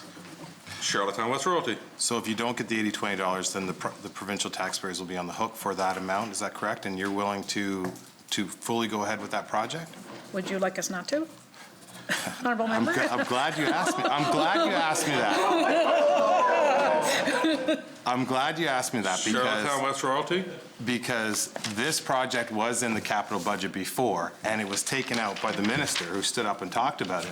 It's back in the capital budget, and I'm trying to ask questions about is it gonna go through? And I'm very nervous about this still. So It will be going through, and if we do not receive $80-20 for West Royalty, we will receive it for something else, so that will balance out. One of our projects here, one of the projects here, or a number of them will be approved for $80-20. We're earmarking West Royalty as one of those projects. We're hoping that it will happen. If not, it will be something else. Charlottetown West Royalty. a project that size, it needs to be completed by December 2021. Is that possible with all the other projects and paving being done in the province? Yes. Charlottetown West Royalty. Okay. No other questions right now, thanks. Okay, Summerside South Drive. Thank you, Chair. So the school construction and renovations, do you have a complete listing of the schools that are going to get some renovations that you could provide to us? We're going to have Montague Consolidated, Elliott River, Evangeline, and West Royalty, and complete the work at Eclosamere. Summerside South Drive. Okay, so did an open call go out to these schools all across Prince Edward Island asking for any capital improvements and renovations that they might need for? Yes, There's a lot there more is. schools than that. Yes, there is actually extra funds for regular renovations and improvements, but these are the major renovations that will be done. And they would be on, prioritized through the department as to what needs to come next. Summerside South Drive. Thank you, Chair. Is it possible to go back to the equipment section, Chair? I did have some questions. I'm sorry, sir. Could you repeat that? The equipment section, could we go back to that? I did have a... Sure. Very good. So the trades training capital for $250,000, what exactly is that $250,000 that we looks like we spend it every year? But what is it? We're not at that section yet, Honourable Member. We already passed it. We got to go back. Did you want to go, so, I'm sorry, member from Summerside South Drive, you were asking about the equipment? That's right. The previous section that we just carried? That's right. Yeah, so he just had a No. question on that one. He's looking over here at equipment. This equipment here is a different amount. You're looking at the equipment on the top of page 9? Oh, yes, Yes, sorry. I am. we're still on page 8. Okay, Are we not? very good. We're on page 9, No. we haven't but done- I'm reading from page 9. Okay, Yeah, okay, sorry. and they're sorry. following I think page we 9, skipped a sorry. page. Yeah, Are we not on capital improvement schools? we are, but we did read and carry Okay. the section on equipment, but the member asked if he could go back Okay. and ask a question on that section, and I granted it. Okay. Okay. So, did you have your question Yep. answered, Honourable Member? No. Okay, Summerside South Drive, would you like to re-ask the question? Okay, so on page 9 with the trades training capital under equipment for $250,000 each year, I'd just like a little bit more detail on what that is for. The information provided by the department indicates that this is funding that all schools can access for the carpentry, welding, automotive, robotics, and bioscience programs. They have a continuous upgrade for the equipment that's available and used in all those programs. Summerside South Drive. Thank you, Chair. So it's just $250,000 a year that we spend on those various projects to give them tools for all those different trades. Correct. Summerside South Drive. Thank you, Chair. So considering that we have a huge increase in need for people in trades, why isn't there any sort of increase going on there that corresponds with what we'd like to see in the future? I would say that's the capital amount that is requested. It would be, I guess part of it would be the number of teachers that teach that course, how many courses are offered, would determine how much capital investment is needed. Summerside South Drive. Yes, I'd have to agree with all those notions, Minister. The hour has been called.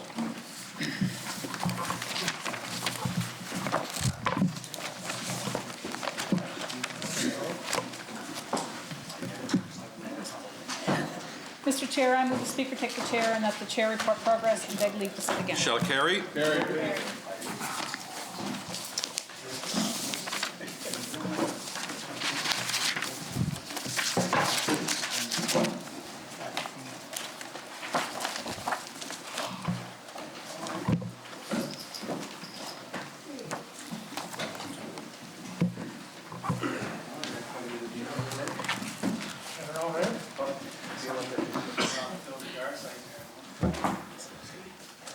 Mr. Speaker, as Chair of the Committee of the Whole House, having under consideration the grant of capital supply to Her Majesty, I beg leave to report that the committee has made some progress and begs leave to sit again. I move that the report of the committee be adopted. Shall it carry? Honourable members, the hour has been called. We will recess until 7 o'clock this evening.